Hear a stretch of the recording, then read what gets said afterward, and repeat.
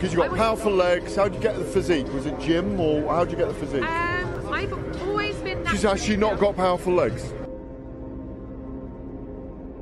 Do you shower in your dressing room? Do you have a shower on the day of a fight or not?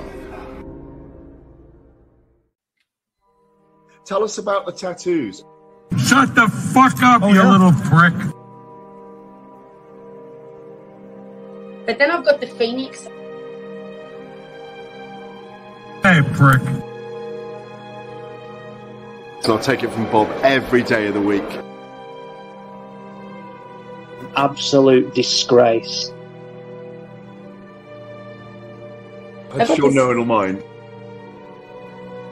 Move him out of here, Darren. Ricky Hatton didn't go over for his fighter because he risked getting abducted and sold into sexual slavery. I never said that. Both have been rape victims. I'm not watching Frank Buglioni live on Saturday night. You're out of your mind. Jesus Christ, get yourself a life. He's actually a priest. Yeah. It's because his brother John Fury eye gouged him. What have I told you all this time? He's going to end up sucked out, fucked out, looking for a handout. Boxing, nutters, messenger group. I'm gonna be the king. J-Pump. You know what I'm saying?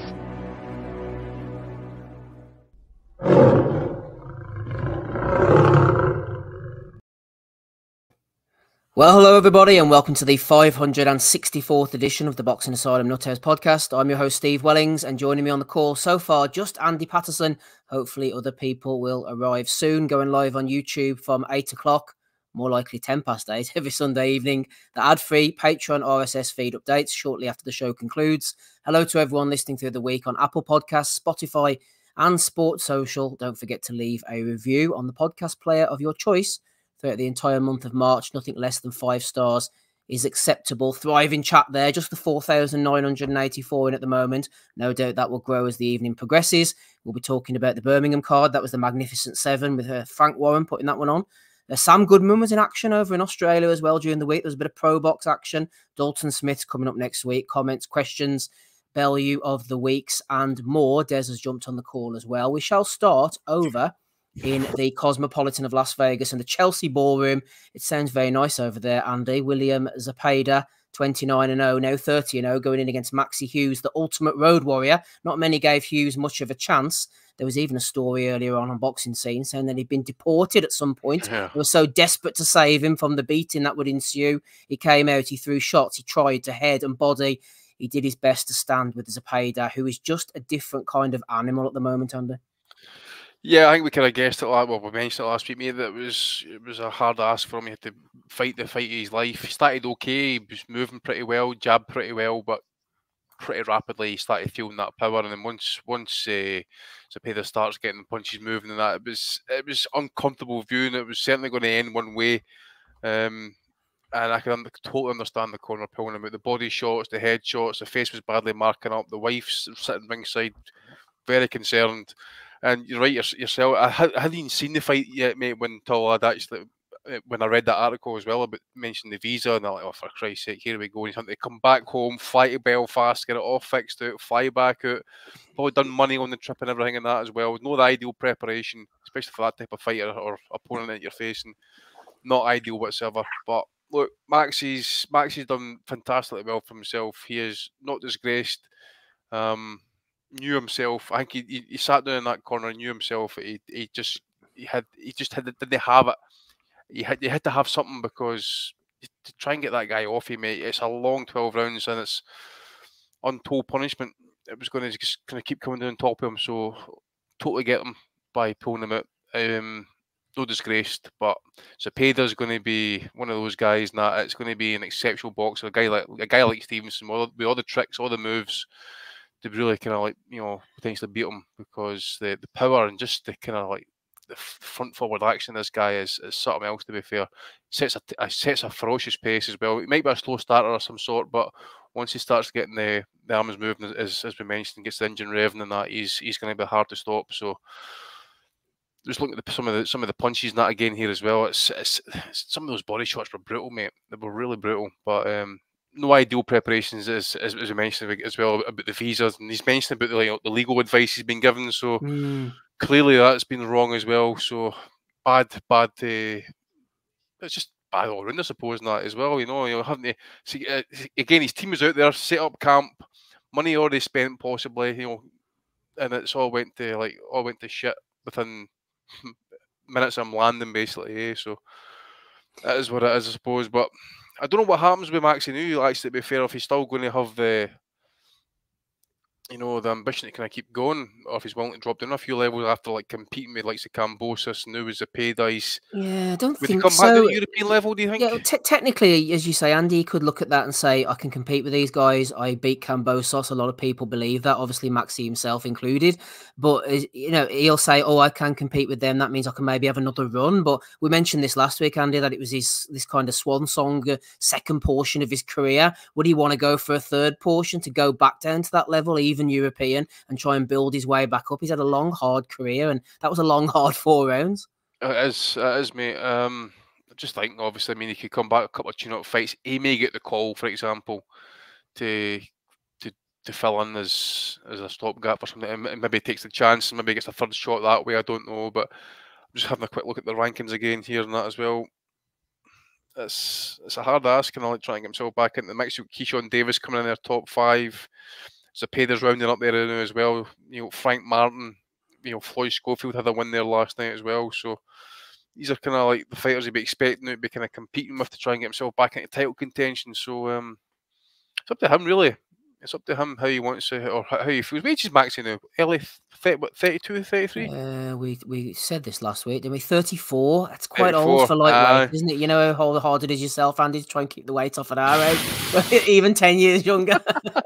Well, I'm quite steady with my weight, to be fair, but I should be doing at least a stone, to be honest. But yeah, again, it's down to Maxi how he wants to do it. I would like to see him, if he wants to continue doing at European level for a bit, and then if he might get the call that way again if he wants to go for a third shot. But I think it's going to be opportunity. Really favours the brave, actually, because it's going to be an ideal opportunity. That was an ideal opportunity for him last night. He took the chance, and it was a big risk, and it didn't pay off for him at the end of the day and that. But Davis, Shakur Stevenson, that's not where he's at. It's guys like Cambosis, possibly guys I like, say, maybe like Sam Noakes, possibly around about that level, possibly still. Yeah, the boys in the chat are having their say as well. Leon the Canteen says, beating or not, Maxi is living his best life. Donny Dome to the strip. You can only do your best. That is a fair comment. Andrew Thickett says, Maxi Hughes boxed well in the first round, but the lack of power left him defenceless against ZEPEDA. Hughes has been robbed a few times, but this one was too tall a task. He did well to take a bow early. Smart move by a clever boxer. Yeah, I think the corner as well were kind of luring him into that direction. Making that decision for him. Leon the Canteen says, I think Shakur might have a very hard night. Tank has the counter-punching style for ZEPEDA. Yumi Yappy says, Maxi has made $1 million out of it, surely. Hopefully he's been well paid.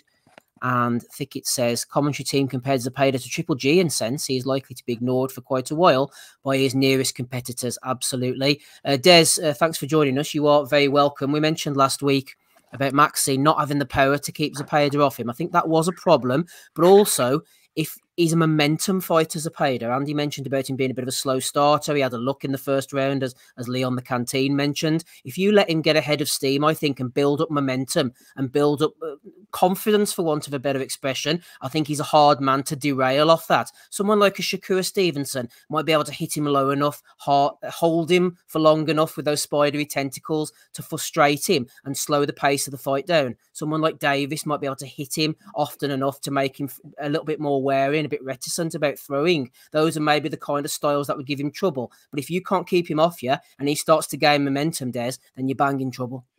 Yeah, well said, Steve.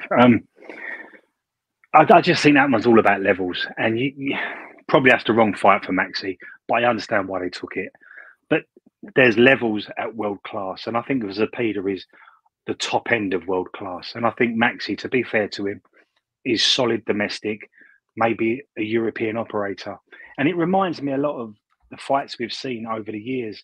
Would you think Maxi Hughes going in against ZEPEDA is a bit like Jennings going in against Cotto and Lockett going in against Pavlik? Yep. Yeah, it's like you're a solid operator, and there's room for you here.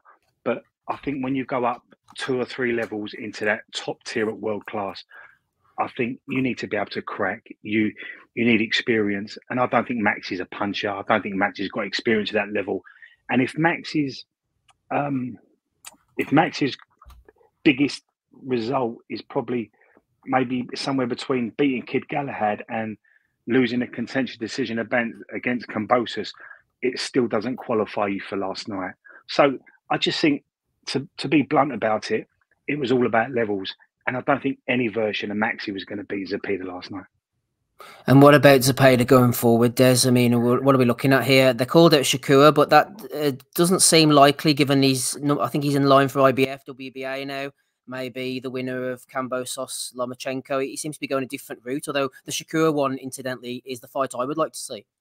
And me too. And I think Andy rounded it all off. You know, he plugged an awful lot of holes regarding ZEPEDA and where he goes. I think it would take someone like a Stevenson to figure him out. It's going to take someone that can crack, got good feet, and that can go into the later stages of the fight. So I think Stevenson would be a brilliant fight for ZEPEDA. But to be fair, I like ZEPEDA, and I just want to see him in against anyone at top end of world class. Matty's jumped on. Good to have you here, Matty. Just in time for a bit of chat of Maxi Hughes and William ZEPEDA. What did you manage to see? You guys haven't got the time change yet. It kind of messed with me a little bit, and I ended up dozing off waiting for next week. I think for us. Yeah, I always believed you were a week after us for some reason. No, in the fall, but in the spring it's earlier. It's all ridiculous. As ridiculous, I think, as Steve, is the story that Maxi Hughes told. Did you see that he was deported prior to this fight? Yeah, we were talking about that. Huh?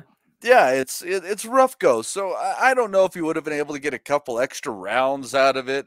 He had a more normal last couple of weeks before the fight, but as far as it goes, man, ZEPEDA just demolished him. He was on top of him hard. He was winging hooks to the body. He was setting it up behind a nice jab, and Hughes just did not have the foot speed or the footwork to quite keep him off him. ZEPEDA's a monster. He is. It's interesting to know that he spars with Subriel Matias. I would love to see those sparring sessions, Steve. Oh my God, what a blast that would be. But this kid, he's just a wrecking machine. He's everything he throws with intent, and if he gets you cornered, so help you God, he's not gonna stop working. And what I really like, Steve, is about ZEPEDA is that he might get you in close, he might work the body, but he also leaves himself room to punch. He's not the easiest guy to tie up. He always gives himself just enough space to be able to throw off those shots, lean a shoulder against you to give him some room, etc. So he's just a hell of a fun volume inside fighter. You got to be curious how he'd play with some of the other guys at the top of the division. I think Lomachenko obviously beats Kambosos, but got some old legs coming into that contest. He's not a big 135. That'd be an interesting way for ZEPEDA to get a title finally, would be going through Lomachenko, being such an amazing fighter, and not just getting one of those cheap vacant belts, but we'll see. He's such a fun fighter, and he plays in this lightweight division so well, and he's not huge, but I think he could play a division north as well. So you never know. We'll see some good fights with this kid in the coming years. I think he might end up having some limits. I imagine someone will have the footwork, the ring IQ to sneak their way around him. But it's what I'd worry about a guy like ZEPEDA is shelf life, because eventually those miles are going to start adding up, and it'd be kind of like Antonio Margarito. You're running up the hill, and then you're just screaming as you're going off the side of the cliff. It's just a very fast dive, but he's not anywhere close to that yet. So these next few years are going to be a blast. The thing is as well, Matty, you mentioned about some of those guys. I mean, we can always compare fellas with engines. We'll talk about Joe Joyce later, for example, but he's eating flush shots. Zepeda's mostly dishing out the punishment rather than soaking most of it up. I know either before or after the Tanahara fight, people have referenced that he was dropped by somebody. I can't for the life of me remember. It might have been Moralde. I think Jojo Diaz caught him with a couple of shots. You know, you're going to get wet, etc. We know about that, but he's more likely.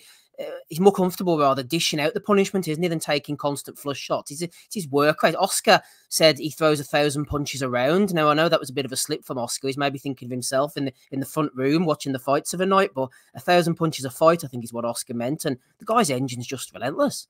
Yeah, he is averaging 100 punches per round, which is quite incredible. And he's not like, Margarito, kind of like smiling as he takes shots off of you and stuff like that. Like, I wouldn't call him defensively, a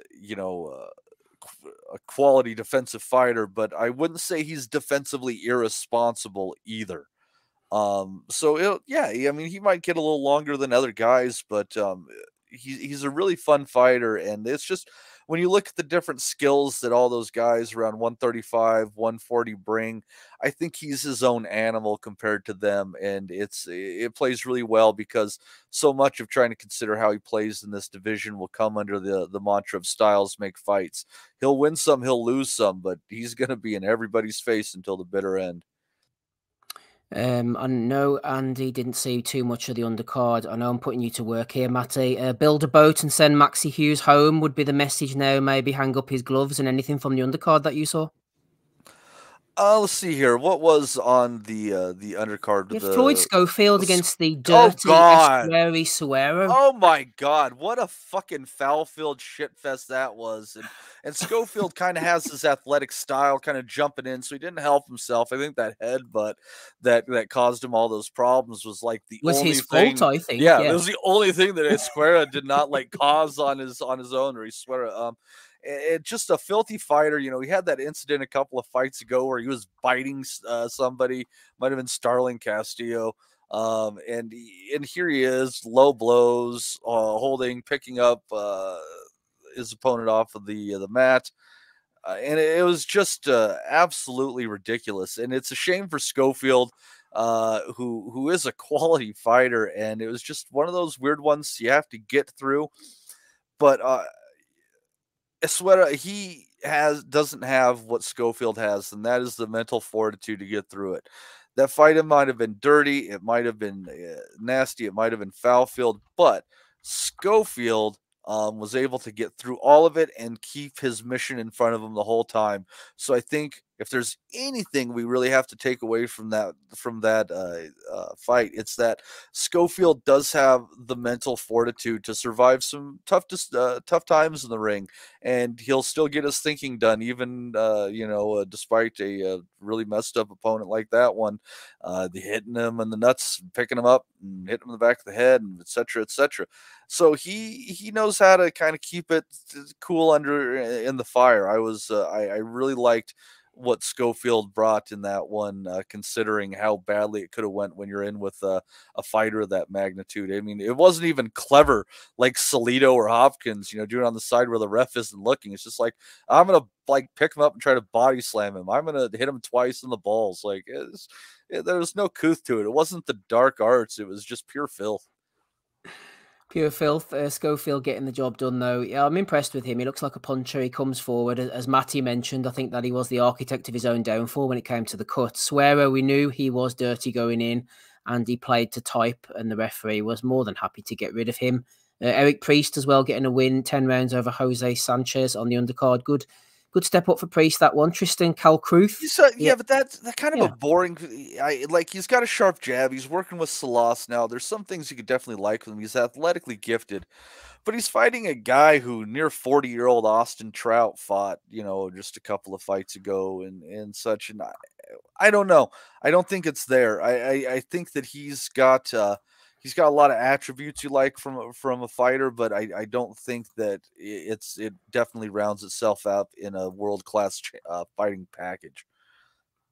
Yeah, we had Maxi in the main event and Priest as well. Maxi Priest, Matty, we could put them two together. I was trying to make it work on the thumbnail, but I just couldn't quite get there.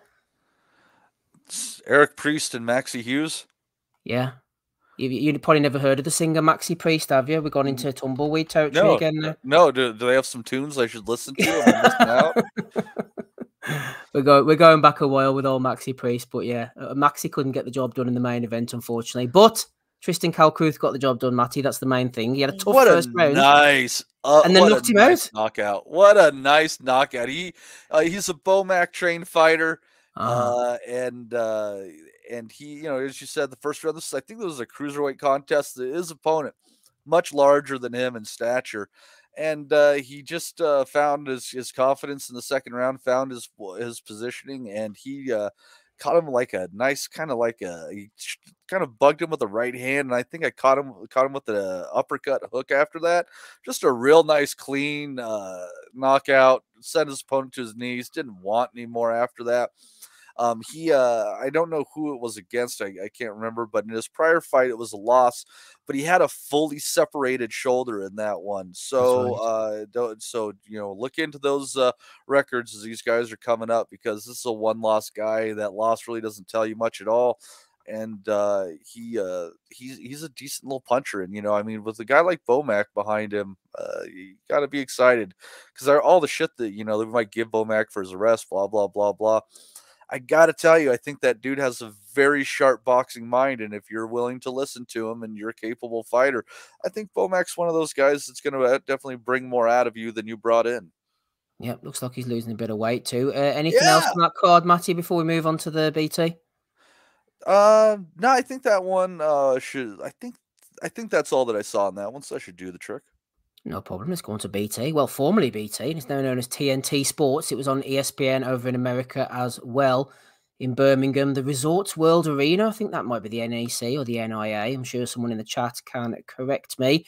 Nathan Heaney in the main event. We'll be going through the undercard bit by bit. Liam Davis, Dennis McCann, Zach Parker, P.S. O'Leary, Joe Joyce, Ethan James, and Ezra Taylor. Andy, we'll go over to you. Nathan Heaney in the main event with a draw with Brad Pauls, 115 in Paul's favour for John Latham. Victor Lachlan went 116-113 to the defending champion. Kevin Parker could not split them, 114 apiece. The British title was on the line. He's an interesting case, isn't he, Heaney? I thought he would kind of have his ceiling. He would be a bit of a ticket seller. He surprised everybody on that night against Denzel Bentley, managed to win the British title. Well, it was mentioned in the Nutters chat, actually, Andy, about the amount of energy Heaney must burn up from his pre-fight activities. You got the emotional ring walk, everyone's singing together, everything on fight week he does. He's handing out tickets to people. He's acting as a concierge. That was the most energetic Tom Jones song that has been performed since the 70s, Steve. I have never seen it like that. My God.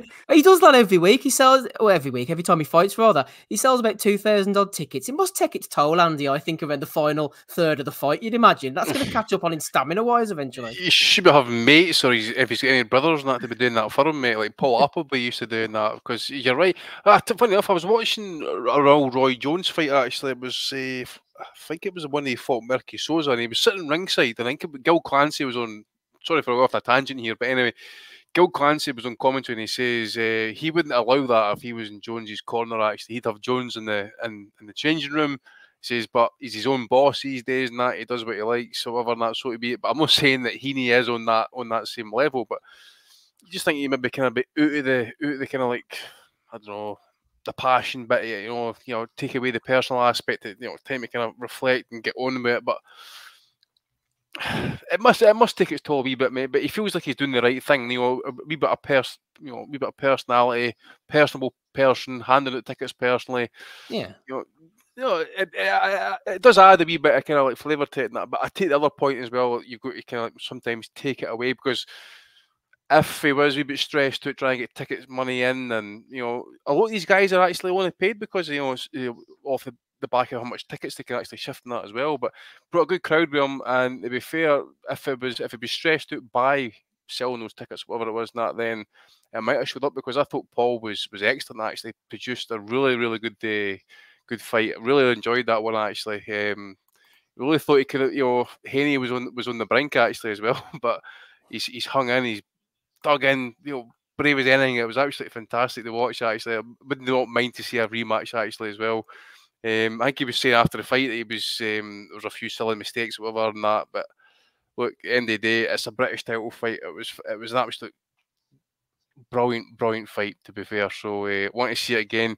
A lot of guys that were saying that as well. I was reading something on Twitter and that said, I don't know what you expect to see. He's just a ticket seller with no much skill on that. But look, he's got his people, and you know, if he's catering to those guys and they want to kind of come and see him, then fair play to him. He's got to keep doing that to, you know, to get the food on the table. By the way, if that's what he's got to do to get that to get those tickets sold, then that's what he's got to do, mate. And as Ozzy said before, a lot of these people or a lot of these fighters, especially on undercards, are only getting paid because of the tickets that they actually can shift themselves and that. So fair play to Heaney.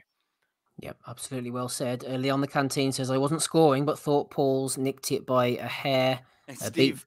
Yes. Yeah, I thought Paul maybe that, to be fair. Like he was needed. I kind of personally felt that maybe Heaney was maybe needing the knockout, maybe kind of like on the latter rounds. Sorry, Matt, go, mate. I was gonna say, I really kind of actually like Heaney for his ticket selling because he does it all without having a fat, annoying, attention-seeking cocksucker for a father. So it's a nice change, in my opinion. Anyhow. Exactly. Bebop who says don't know what Heaney was upset about. He was lucky to get a draw. Des, quick shout out to Brad Pauls as well. Thought he'd more than played his part. Quite the turnaround for him in a year. He's been looking at that British title, trying to win it. He lost a year ago for the English title to Tyler Denny, which in hindsight is absolutely no shame at all because Denny's gone on to do great things. He bounced back, won that title last time against Mitchell Frierson, has found him bought in against Heaney. Probably expected to lose. He'll understand that. This was his world title fight, as he said beforehand, and I think he did a great job. The left hook was working for him. Heaney just about got over the line on the draw. Shout out to Brad Pauls, Des. Oh, absolutely. And I can't remember a fight where the pendulum swung from one way to the other quite as much as that. Perhaps Saunders and Eubank all them years ago when Saunders had the first 6 rounds and then Eubank turned it over. And it was a real hard one to call on at the end of the 12th. I personally had Nathan just winning it, but there's no arguments, whatever way it went, because it was very close. I thought Nathan done very well not to be stopped. He's very, very fit, and both lads were in brilliant shape. And the promoter done a great job throwing him in together. I think if you're a promoter of Nathan Heaney, and let's be clear here, is a good-looking kid who speaks well, who can really shift a ticket, and he's got a British title. You do have to look after that, and I think Frank will look after him. I think he'll steer him away from maybe the Denzel Bentleys and Hamza Shirazes, and probably keep him with the Tyler Denny's and the Brad Pauls more so. I think Paul was brilliant last night. I thought he came back into the fight when a lot of people had probably written him off. Yeah, there's loads of legs in Brad Paul now, and let's hope that he goes on to, because sometimes your losses don't have to define you, and sometimes a loss can misrepresent you. And quite right what you said, Steve. Losing to Tyler Denny's no disgrace. He's mixing in that top domestic class. So I think Paul just earned himself a bit of a future, and it'd be interesting to see what Frank does with Nathan. Do you think that he'll put them back in again? I mean, they spoke about Stoke before and all this type of stuff, and we know the cliche in boxing, Des. I wouldn't mind seeing that again, but it kind of makes sense that they would potentially make it again. I agree. And if we're looking at, like we talked about, is it fair to say that Nathan Heaney's slightly overachieved being a British champion? Do you think I that's think fair? so, yeah. Yeah, I think so. Yeah, I do. And I think if you, like we said, and it's still a commodity to have a well-spoken, well-presented kid who can really shift a ticket. And let's be clear, a good ticket seller's 500. They tell me he's shifting 2,000. So this guy's a very, very good ticket seller. So you probably want to keep him away from the Liam Smiths and the Hamza Shirazes and maybe even the Tyler Denny's now. And you probably want to keep him around the Kieran Conways, the Brad Pauls, and maybe even, if you can get away with it, recycle a Liam Williams. But that's probably where you want to keep Nathan, maybe for 3 or 4. If he wins it outright, then he can relinquish it.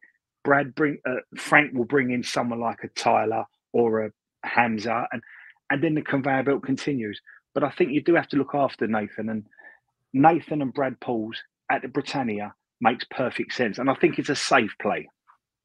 Yeah.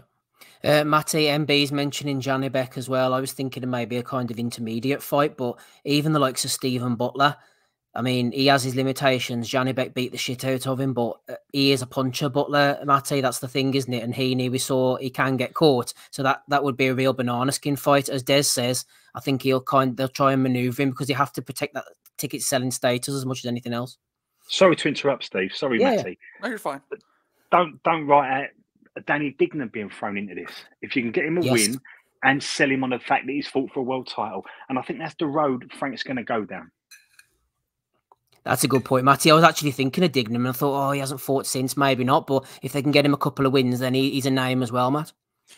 Possibly, but I think we're all looking past that. They should probably be having a rematch with Brad Pauls in the summer, which would probably sell like mad. And I don't think there's necessarily any guarantee that Heaney gets out of that one with a W. Considering how it kind of looked last night. I mean, he went through some rough moments. He got touched up. He got hurt. Man, he is a tough bastard to stay on his feet. You got to give him full credit on that one.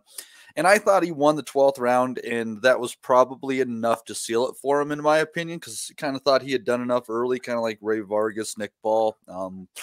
But he wasn't lucky enough to get away with it. But I think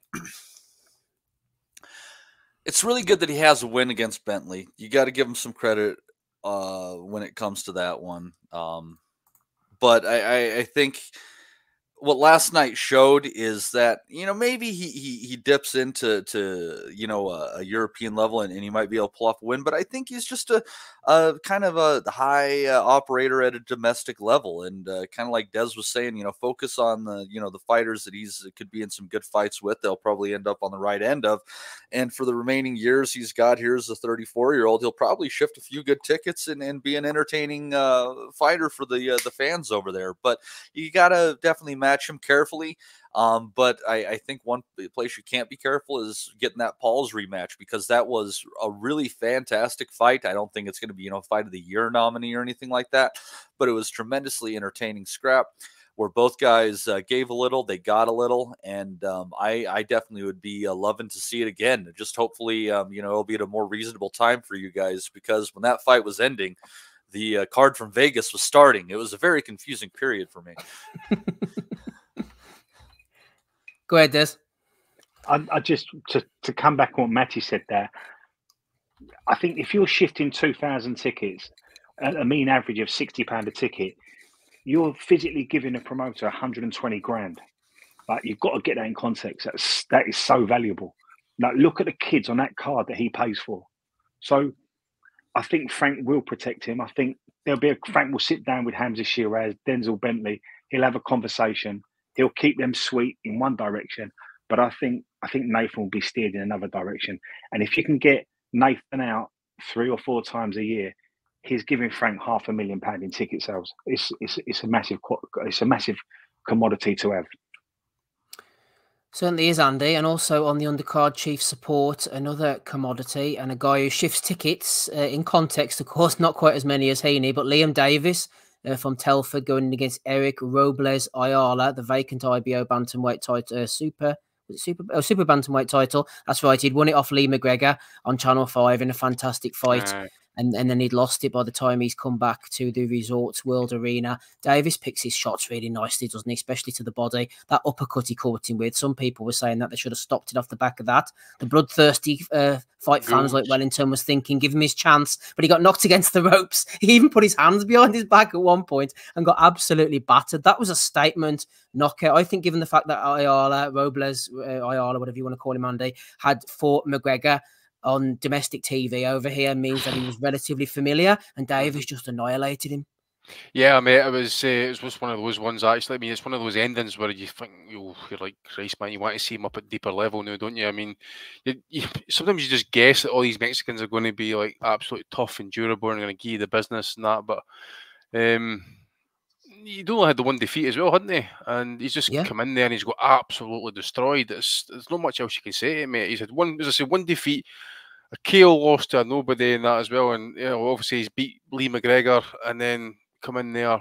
I expected him to go distances, and I think a lot of people did that actually as well. I think Bunce and Carl Frampton were a bit shocked as well at how that ended specifically. So some people were kind of like disparaging as well about Robles, saying he was a journeyman and that. I wouldn't obviously he wasn't a champion that, but at the end of the day, I think he was still to be respected as some sort. He He was wasn't a definitely journeyman. I think that's harsh, isn't it? That? Yeah, I mean, he's definitely be respected anyway. But the way it was handled, mate, it's just what he wants. As you say, it's a signature statement victory for him. Well done to him. Don't know if they'll push him straight into world title level straight away, possibly in that, but he's on a run now, mate. I'd like to see maybe go and take a chance. That I'm just having a quick look at the rankings. Obviously, we'll maybe mention Sam Goodman a wee bit in that, but guys like Lewis Neri, for example, he's fighting anyway. Sorry, so I heard that got postponed. Oh, has it? So what's that deal? Was that Neri? I can't remember what the hell the cause was, but there was a rumble in the group about a postponement, and they usually I don't think so, is it? Sources. Yeah, I thought that's what I heard. And it was around with the Taylor Catterall. It was around the same time they were saying that was postponed, that this was postponed too. Could be wrong. Not sure about that, but Davis, according to the broadcast, Andy, was running towards the monster. Maybe he needs to take a step back from that, I think, but he's definitely going in the right direction. I'm looking at the names here. TJ Dehaney's off the back of a good win. That'll be a good one. Ray Salim, even Elijah Pierce. He scored a good knockout in a recent fight. Just that kind of back end of the top 10, maybe, Andy. Well, certainly he's got. I mean, obviously, mate, before he's gone in there with like say NUA or maybe even Sam Goodman and that. So I think Sam Goodman, with his victory now, he's going to be like obviously sitting waiting for his chance now. Maybe see the Davis fight as maybe something for down the road, possibly. Now, I think you've got to be looking at someone in the top 10 to the 15 mark. That means he's just beat. I mean, I just pulled up the rankings there again. Robles was actually ranked inside the top 15, so that's a decent one. You mentioned TJ Dehaney; he's still highly ranked in that as well. I think that'd be a really nice, well-matched fight at this stage of his career, Andy. And then you've got Marlon Tapales. Again, he's been over the course, ex-world champion, I think, or ex-world title challenger. I think, though, given the fact that he won the 2 titles and he's coming back off the back of an Inoue fight and a good performance, he would see himself as still a level or 2 above the likes of Davis, wouldn't he? Like, he wouldn't come over as an opponent off the back of that. Depends what Uncle Frank's willing to pay. You know, Frank is sometimes over. Let's just say he won't. Maybe no, but you know, Frank's quite calculated in that as well in terms of like who we bring in terms of like the world title challengers or ex-title challengers for his upcoming fighters at least. And that, Tapales. I thought about Neri and that, but obviously the Inoue fight was in the back of my mind there as well. Remind me again, Akhmadaliev, he had a win recently, didn't he? He lost to Tapales and then he beat somebody recently, didn't he? He beat the shit out of somebody, some Mexican kid, wasn't it? Let me see. I can't remember who that was actually. Kevin Gonzalez, undefeated Mexican. The likes of Akhmadaliev, Tapales, and Neri, though, they'd still very much see themselves as the A sides, wouldn't they, Andy? I think. And then obviously you've got Dennis McCann coming up there as well, mate. But obviously I don't think Frank would match these 2 fighters at this point in their careers, would he? Unless it's a title fight. I mean, obviously, if he manages to get the 2 of them into title contention, and Inoue does move up, I think Uncle Frank will be looking to try and make those 2. He's done it in the past. He matched DeGale Groves, Joyce Dubois. It's like an 18-month timeline, though. No, I don't know, mate. I mean, if the fighters want the fight, I mean, end of the day, I mean, we all say it, fights are not happening for whatever reason, but the fighters at the end of the day, if they tell their manager or their promoter, I want that fight. Because as Steve mentioned here, the Groves against DeGale, that happened their 8th or 9th pro fights. It was a British title fight, but the fighters wanted it, and so if the fighters wanted it, it would happen. But Davis, in all aspects, in that it does look like one, definitely to get behind in that power statement victory there again last night. And that, but again, still, I think we need to see a couple more fringe world title contenders wins before we step up in that. I've got no doubts he maybe wants that Inoue fight next or whatever, and that, no doubt about it. But timing, it's all about timing. He's had 3 fights at European level. There could be maybe a mandatory coming in the European. He's only, let me have a look how old he is. He's 23, 24. He's 27. There's still time. There's still time there, Des. As Lee on the canteen says, Super Bantam is pretty stacked. I wouldn't rush him. It's building nicely as it is. Yeah, Leon's right. And I think, I like Davis. I think they've got one here. I think Frank's going to do with Davis in a similar model to what he's done with Ricky Hatton, and the IBO would be with the WBU. I think he's going to pick up on what Andy said. I think he's going to keep him at IBO level for the next 12 months, get him out regular, And I think the next 18 months could be really interesting for Liam Davis. And I think he's got a little bit of self-development to work on as well. I like the way he fights. I like the way he goes looking for him. And when he's got them, he don't let him off the hook. But I think, and he's a good talker, and I like his interviews, but I think there has to be a switch now. So Liam can't keep thinking he's happy to be here, lucky to be here. He's just a kid from a tower block. He's now got to start taking this seriously, and I'm sure he is. But I want him to start saying, no, I'm probably one of the best outside the top 10. So in that, I know, 11 to 15, I think Liam Davis is the best in the world outside the top 10. And the next year is about him getting his training right, taking this seriously, getting himself the right people around him. And then in 18 months' time, with the right preparation, he's with a very good promoter on a good network. He seems to have all the tools. I don't see why we can't push him in with the likes of a Fulton, a Tapales, a Doheny, an Aleem, Casemiro. Look, no one's talking about it anyway. Let him move up and do his brilliant generational changing things. But I think this super bantamweight division could be wide open. And if Davis in the next 18 months goes and does really good things and takes on some really big names, and Frank's in the past has brought big names over. And if Dennis McCann can run parallel alongside him and do some good things, then you might have a really big fight down the line. But if that's going to happen, I think we should let both them kids develop over the next 18 months. But I think the future is really bright for Liam Davis. I think we've really got one in that kid. Andy, Des making some really good points there, especially about him maybe going the IBO route, in line of what you were saying there about the EBU mandatory, potentially Baluta, a guy Davis has obviously already beaten for the title. Yeah, I just noticed in the Baluta's got into ranking there with mandatory challenger. I know he's got the draw with Dennis McCann in the last fight. McCann's ranked number 1. You got Mazoud number 2. You got a Frenchman number 3, Chris Bort number 4. You're coming into like Peter McGrail territory. He got knocked out recently, didn't know Peter McGrail? Did I get that one wrong? Yeah, he lost to that. That's right. They're having a rematch, aren't they? Ah, they're right. So he's ranked 6. A lot of Brits in here. Andrew Kane, number 9. There's Jeremy Pardo for France. Thomas Masson still kicking about there as well. So yeah, I agree with what Des was saying as well. Again, I don't know who these guys are ranked with IBO and that, but that is your kind of like your old school days WBU route. That's where you want to be kind of like testing about there. There's no rush. I mean, who's it was saying in the chat there and that at this point? The division is absolutely stacked in that. You're rhyming off names here and that are feasibly really good names for him. European title, don't be sniffed at. It's a decent payday in that as well. Unless you're absolutely adamant you're going to just like go into world title level and that, there's absolutely no rush. There's no rush. So European title, maybe even going into some of these fringe baubles that you're looking at as well for WBU intercontinental belts and that, but no rush. But is this as long as a steady step up in class and that, as we mentioned? But I would be interested. Just looking at these rankings though, I wouldn't be surprised to see if they might even vacate that European title, to be fair, because if he's already beat Baluta, then you're coming down the ranks there to see McCann and Mazoud. And I don't know if Mazoud's one of Frank's fighters, but McCann obviously isn't that. So again, it asks the question, would Frank be wanting to make that fight immediately? And then he brings it on to McCann fight. What do you think about his performance here during last night? I like the idea of him against Doheny, as was mentioned. I'm looking at the ring ratings for the top 10 at bantamweight. And at number 7, Crazy A, Azad Hovanation. I think that's an interesting fight too.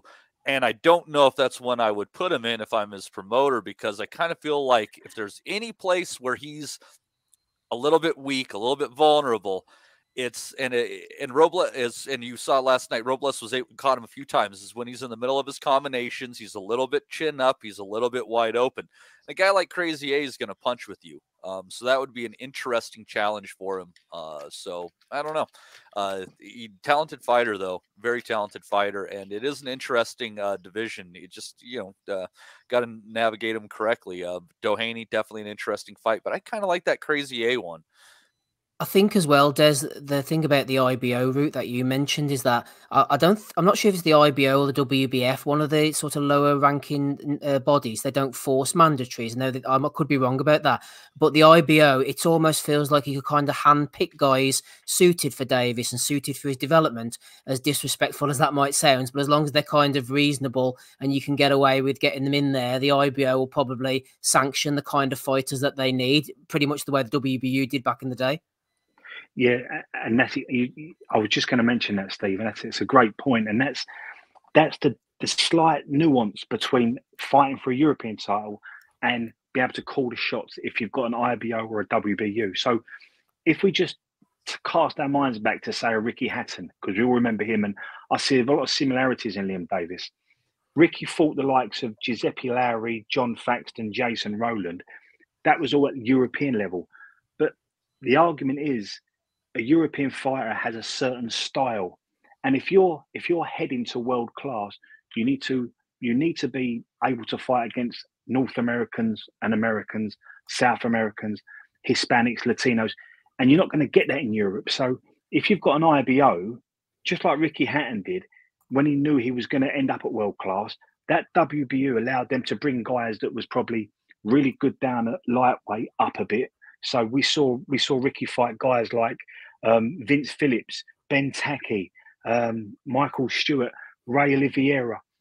All them guys came in at the very end of their careers when they had just enough to ask questions of Ricky. But if Ricky was on his game, he should beat them. And that prepared him when he got the big one and when he gets into world class. And I don't think that's an education you can find at European level. So to go back to what you said, yeah, you're absolutely right. When you've got that WBO, you can then sort of bring guys up from bantamweight. You can bring guys over that have had a lot of miles on the clock. They look good on your resume, but they'll teach you things that fighters at European level won't teach you. Yeah, a guy like Tacky would be an interesting one though, because he didn't take very many clean shots, and Tacky had a great fucking beard. I hate to just wander back off that name that you had though. He was kind of an underrated measuring stick around junior welterweight. Well, the good thing about him as well, Matty, was because they bought Tacky and Phillips, who had both had previous business with Costas U, who they were obviously moving towards eventually. And Ricky dealt with bad cuts, especially against Phillips, in both of those fights. Yeah, he start of a theme in his career, right? And it's necessary to do that. And I think you're going to have to walk through fire at some point. And unless Warren is just fully banking on the idea of Inoue moving up at the end of next year, middle of next year, and getting a shot then, he's going to have to prepare him to take on Inoue. So you're gonna, I actually, as I think about that, he's not in a position where, he's 27 years old. He's got his European belt, et cetera, et cetera. His division is topped by an absolute killer. No, you have to send this guy through the fire. If you want to see what he can maybe do against Inoue, if he can position himself for that fight, you need better competition. You need to go up that list. You can't fiddle fuck around with him with this level guy, that level guy. You just need to get him into the fire. That's the only way that you're going to find out if he even should share a ring with Inoue, which most people shouldn't have. Matty, 18 months, 2 years is a really long time in boxing. So I don't want to bog us down with Ricky Hatton, but it's quite a good case in point.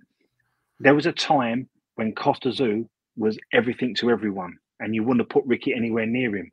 But a couple of injuries, a bit of inactivity, a slight dip in form, and Ricky's trajectory went up, and it's just about timing.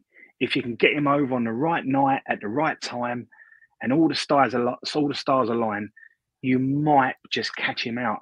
And I'm not saying none of us think that's conceivable now when it comes to Inoue, but 2 years is a long time, and you only need an injury, a certain performance, just see a little chink in his armour.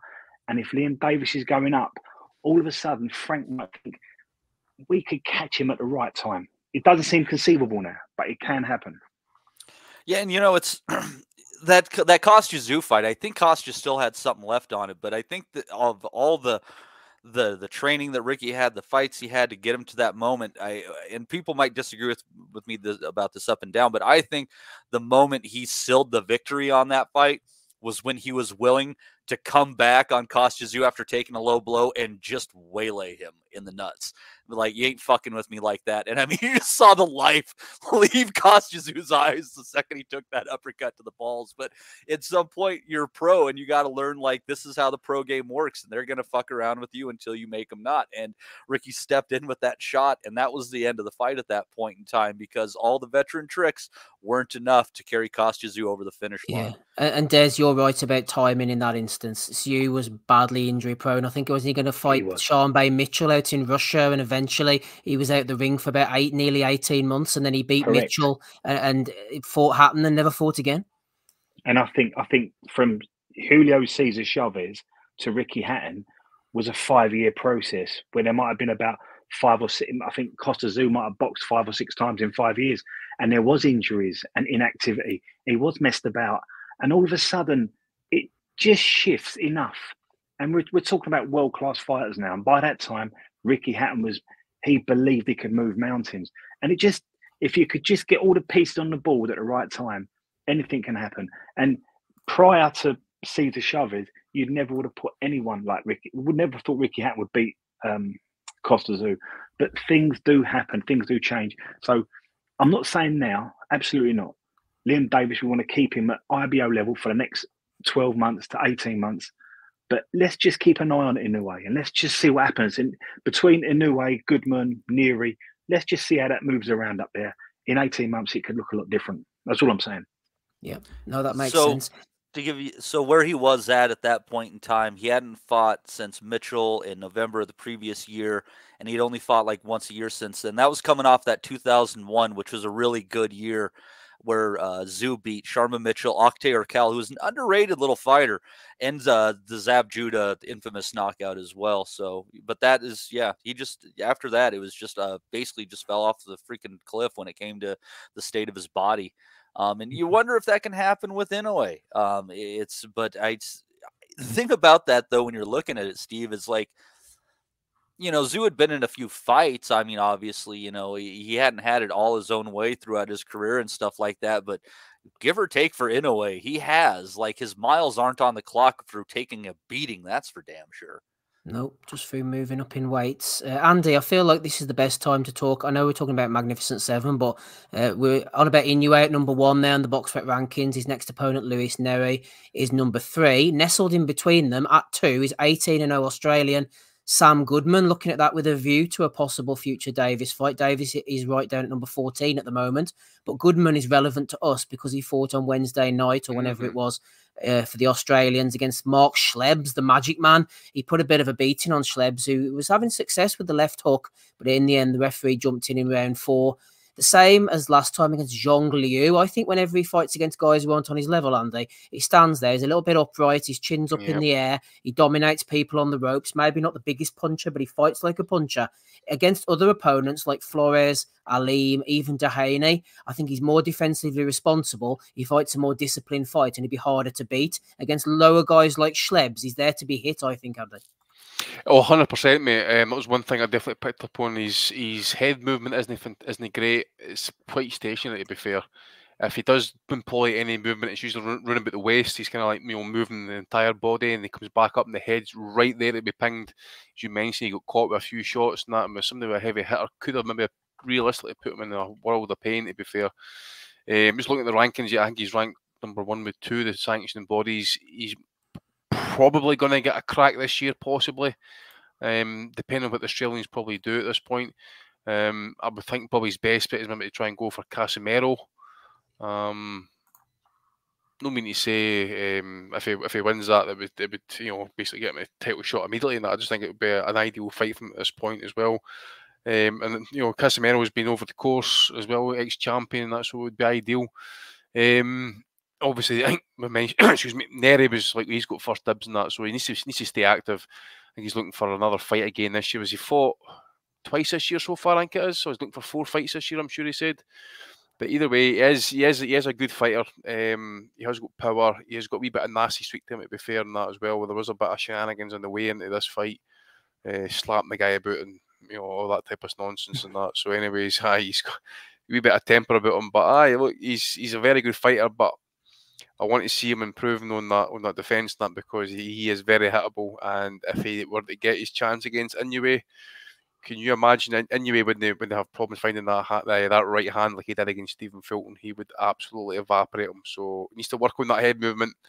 But other than that, in terms of his offensive output, he's a freak of nature in that regard. I mean, Schleps had no business being in there when we actually before he walked him down. Okay, he had a few very shots. Small, wasn't he, Schleps? Yeah, he had a few digs at him and that, but let's be real, Goodman walked him down. He had no problems with him whatsoever. He just marched forward every opportunity and just waylaid on him until he stopped him and that. So that's all we can say about that, to be fair. But I think at a higher level, certainly at Inoue's class, that Goodman's going to come a cropper, to be fair.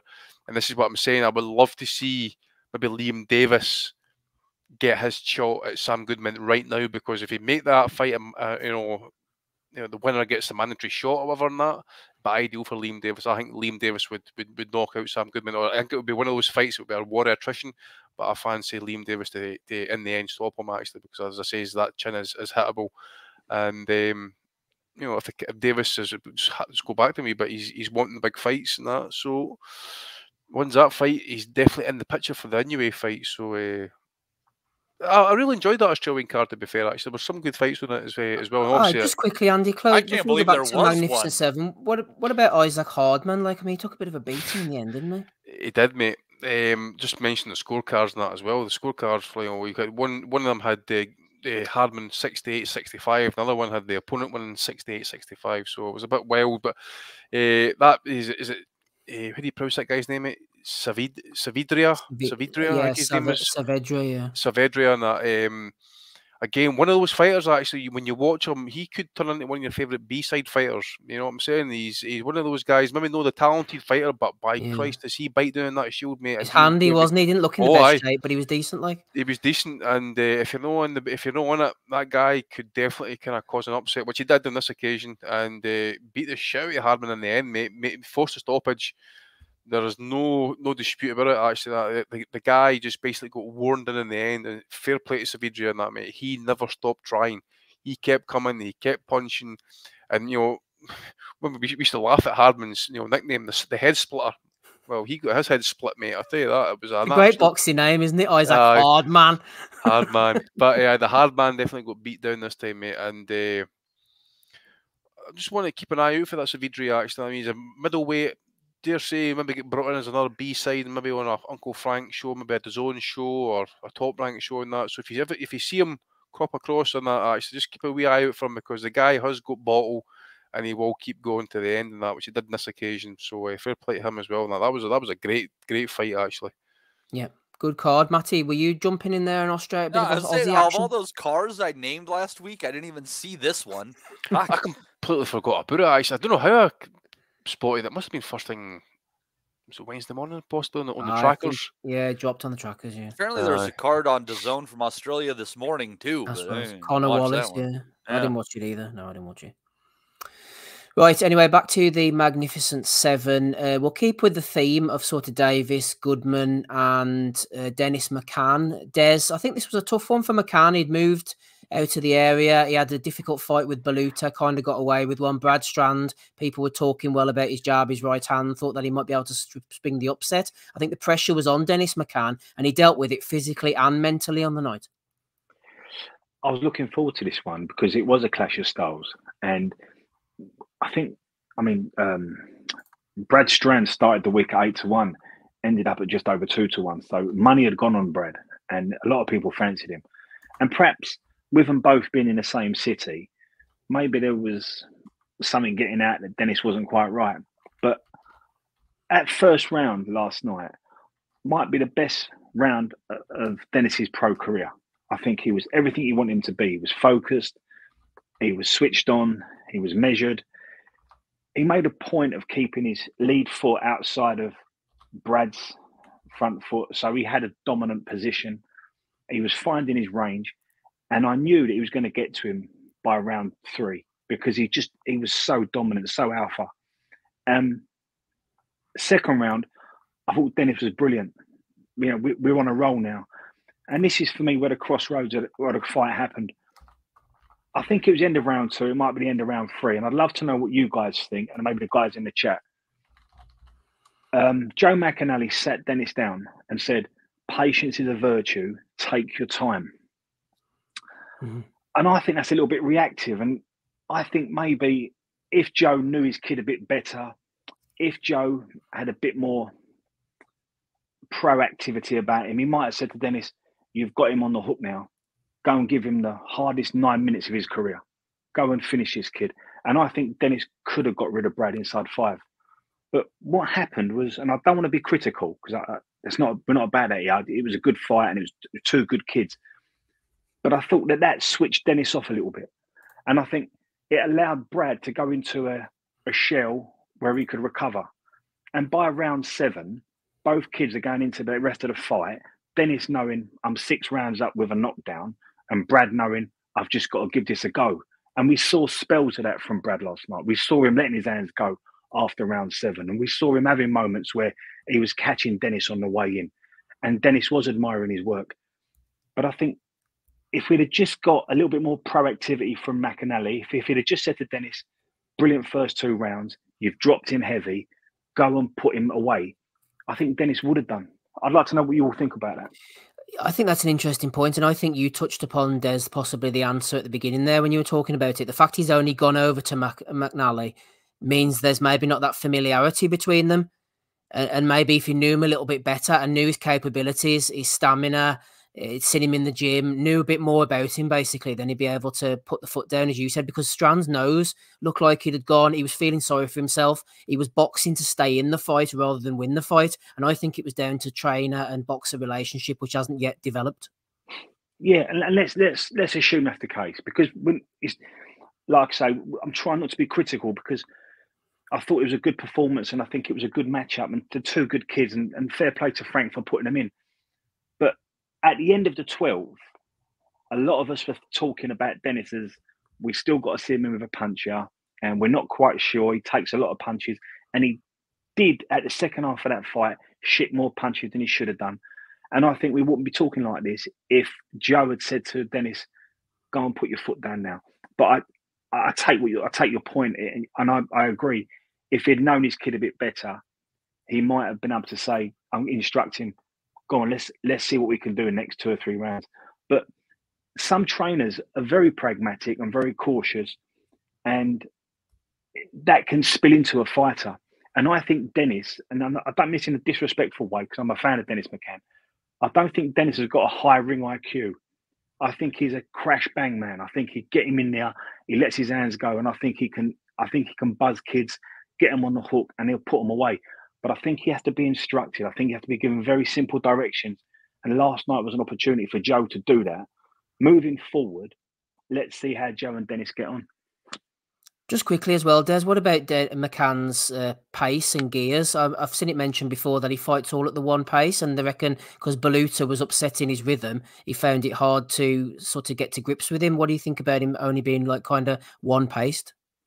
And that might be a reason why Joe, because Joe's had him in the gym now for a while, maybe that might be a reason why Joe said, let's take our time. Perhaps we want to see a bit more gear changing from Dennis McCann. But I think last night, I mean, both them lads were in good shape. Dennis is always in good nick. Dennis can crack. I don't know if he's a puncher, but he certainly can crack at domestic level. It would have been a chance for Joe just to say to him, go and have 6 minutes. Go on, go and have really a fast-paced 6 minutes. And the state Brad was in, no disrespect, he was in a shell. He was just, like you just said, Steve, he was on his feet just trying to survive. He'd gone into a recovery mode. So Dennis could have had a fast 6 minutes, then had a round off, then got back on it, or changed the pace a bit. Again, coming back to your question, we need to see a bit more of that from Dennis. But there's again, going the full 12, it's asked us, there's a lot of unanswered questions about Dennis McCann now.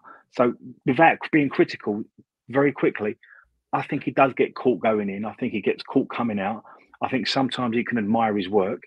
And we do want to see him change pace. So a good result. I'm glad they got the win.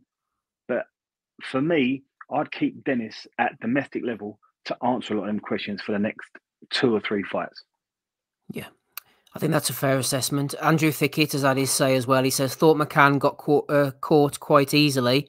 Matty, very open and naive, seemed to regularly leap into shots from quite a distance out of range. Fun fighter, but he has a ceiling in your household, Matty, because you're not interested in the slightest. No, I went out and I saw Shrek the musical yesterday, which was it was all right, but unfortunately I didn't get to see most of the fights. I think I saw maybe Joe Joyce forward. Oh gosh. Well, go on then. You might as well move us on to that one, I suppose. Joe Joyce forward. What are they going to do with Joe Joyce after this? Matty, maybe potential rematches with Dubois, Parker, not Zhang anyway. Maybe the winner of Wardley versus Clark will look to grab that scalp. He didn't look great, did he? No, he really didn't. And whenever Ali decided to let that right hand go, he just seemed to find the mark, and I could see Joyce was swelling up around that left eye a little bit. He turned up the heat late on, and seconds to go was finally able to put Ali down, and the referee just he might have made a little bit of a quick count, but Ali wasn't too stressed trying to beat the count there. So it's I don't know. It looked like Joyce, but he didn't seem as fluid. He came in at like 291 pounds. If I was Dubois, I think I'd be salivating at a chance of a rematch with him at this point in time, and try to avenge that and right what he might see as quite the wrong there. And Joyce needs a high quality W to keep moving forward. I mean, he's 37 years old. It just generally just a very unimpressive performance from Joyce, unfortunately. It's funny how context changes, isn't it, Matty? Beforehand, when he was on the way up, beating the likes of your Parkers and Dubois and that, he was a functional, physically strong guy who ate every shot possible and just wore you down with his strength and his clubbing shots. And now he just looks like exactly the same, but someone who's just on the slide instead now. But nothing's changed really. Yeah, he's just slower. His shots are a little bit wider. It's. He's always been a plotter. I don't know. I don't know. It's the last year has been very rough on Joe Joyce. That's all I can really come back to on that, Steve. It's a sharper decline from a fighter who we were thinking had serious chance to potentially dethrone the lineal heavyweight champion of the world if given the chance, to now wondering if he was going to eat the wrong right hand from Cash Ali and get knocked out. That's a hell of a slide. Here's one for you just quickly, Matty. Dillian White's fighting night. The big comeback he's back on in Castle Bar against Christian Hammer. Ooh. If he looks decent, what about White versus Joyce? Who would win that one? Fuck, I don't know, man. When it comes to a White comeback, I just keep wishing, God, why couldn't his dad come on his mom's back? What? Would have been better for all of us. But dreadful thing to say, Matty, on a Sunday evening. Apparently Spike O'Sullivan already lost on that card too, Steve. Oh, did he really? Yeah, he lost to a Frenchman. Oh dear. Oh yeah, well. We wish him well. Yeah, talk about a terrible decline. Andy, we're on to Joe Joyce, unfortunately. Let's keep it quick, shall we? Not like the fight itself. Yeah. It was like this parody version of peak Joyce. I was saying to Matty there, rolling forward, soaking up shots, clubbing away. He looked too heavy for a start. He was about 20 stone, lacked any spark whatsoever. Is it just the heavyweight tax now bringing back because there's always going to be offers on the table? No, well, there's that as well, mate, but he's finished at world level. I'm watching this briefly, actually. I think we all said that if he was going to struggle with Cash Ali, and that he should maybe chuck it, and that's how it just basically transpired. He toiled, man. That was it. And he's almost 40, or he's close to 40 at least. And that, so he's clearly not getting any younger. He's reached his peak probably a couple of years ago.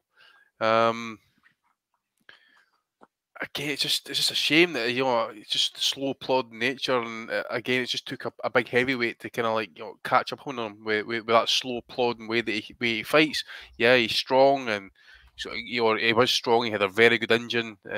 He was a decent contender, but you're asking questions. Would Dillian White beat him just now? Joe Parker would school him at this point, mate. I didn't even want to even think about Dillian White at this point. That when you say he's on YouTube, and I'm like, oh, bloody hell, man. Apparently so. There's not dissimilarities though. As stupid as this sounds, obviously the class levels, Andy, between Parker and Cash Ali are completely night and day. But the way Ali was standing off, trying to jab, keep fleet-footed, trying to let the right hand go, it's not completely dissimilar to Parker in style-wise, if nothing else. Yeah, there is as well. And Ozzy was saying that last night as well. See with the right preparation and probably the right mindset, Cash Ali could potentially become an area level champion, but he's not. And you say that he showed moments of like a rope-a-dope, kind of off the ropes, type of thing and that. But Joyce stopped guys like Parker and Dubois and that, and both these guys are now in better positions than what fucking Joyce was in, 18 months ago, whatever it was. That's just boxing, I suppose. At the end of the day, and that he took a chance, and he's fought a big guy, he took his opportunity, but.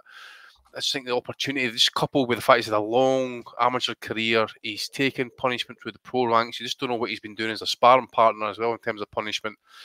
Age, factor in all, he's kind of caught up with him in that as well. And then you factor in his style, mate. It's just not conducive to having a. Even if he wasn't even in his late 30s, if he's in like maybe his late 20s, for example, supposedly in his physical peak, he'd have problems with that style, mate. He would, because. You just can't defend yourself like that, or you can't hold up your prime years if you're going to fight like that, because you're going to take punishment. Zhang's just basically tipped him over the edge, actually, and just to see that last night was just proof to me that I'm not going to say that he's washed, but he's definitely on the slide, mate, 100%. I think as well, Des, he was boxing against a guy with a sparring partner mentality. As the fight went on, Ali realised he hadn't got the power to hurt Joyce, although he showed a decent enough gas tank. Joyce now just looks close. He's getting close to get out and cash out territory. It looks that way, and the alarm bells for me was the weight. I mean, when someone comes in of Joe Joyce's experience, as long in the tooth as what he is, British champion, Commonwealth champion, European champion, he's won a version of some sort of interim title. He was on Team GB for 10 years. He's been to an Olympic final, should have won it. This guy knows what his weight should be. This guy knows how he should feel when he gets out of bed in the morning. He should know how he feels in a pair of jeans and a t-shirt. He doesn't need to mess about with his weight. So against Daniel Dubois, which I think is probably his career best performance, where he had hands and feet and he was moving around and he was quick, he weighed 256 pounds. He was nudging 300 last night. So what's all that about? Now, I bumped into Joe Joyce 3 months ago, just before Christmas, and I said, "When you out next?" He said, "In March."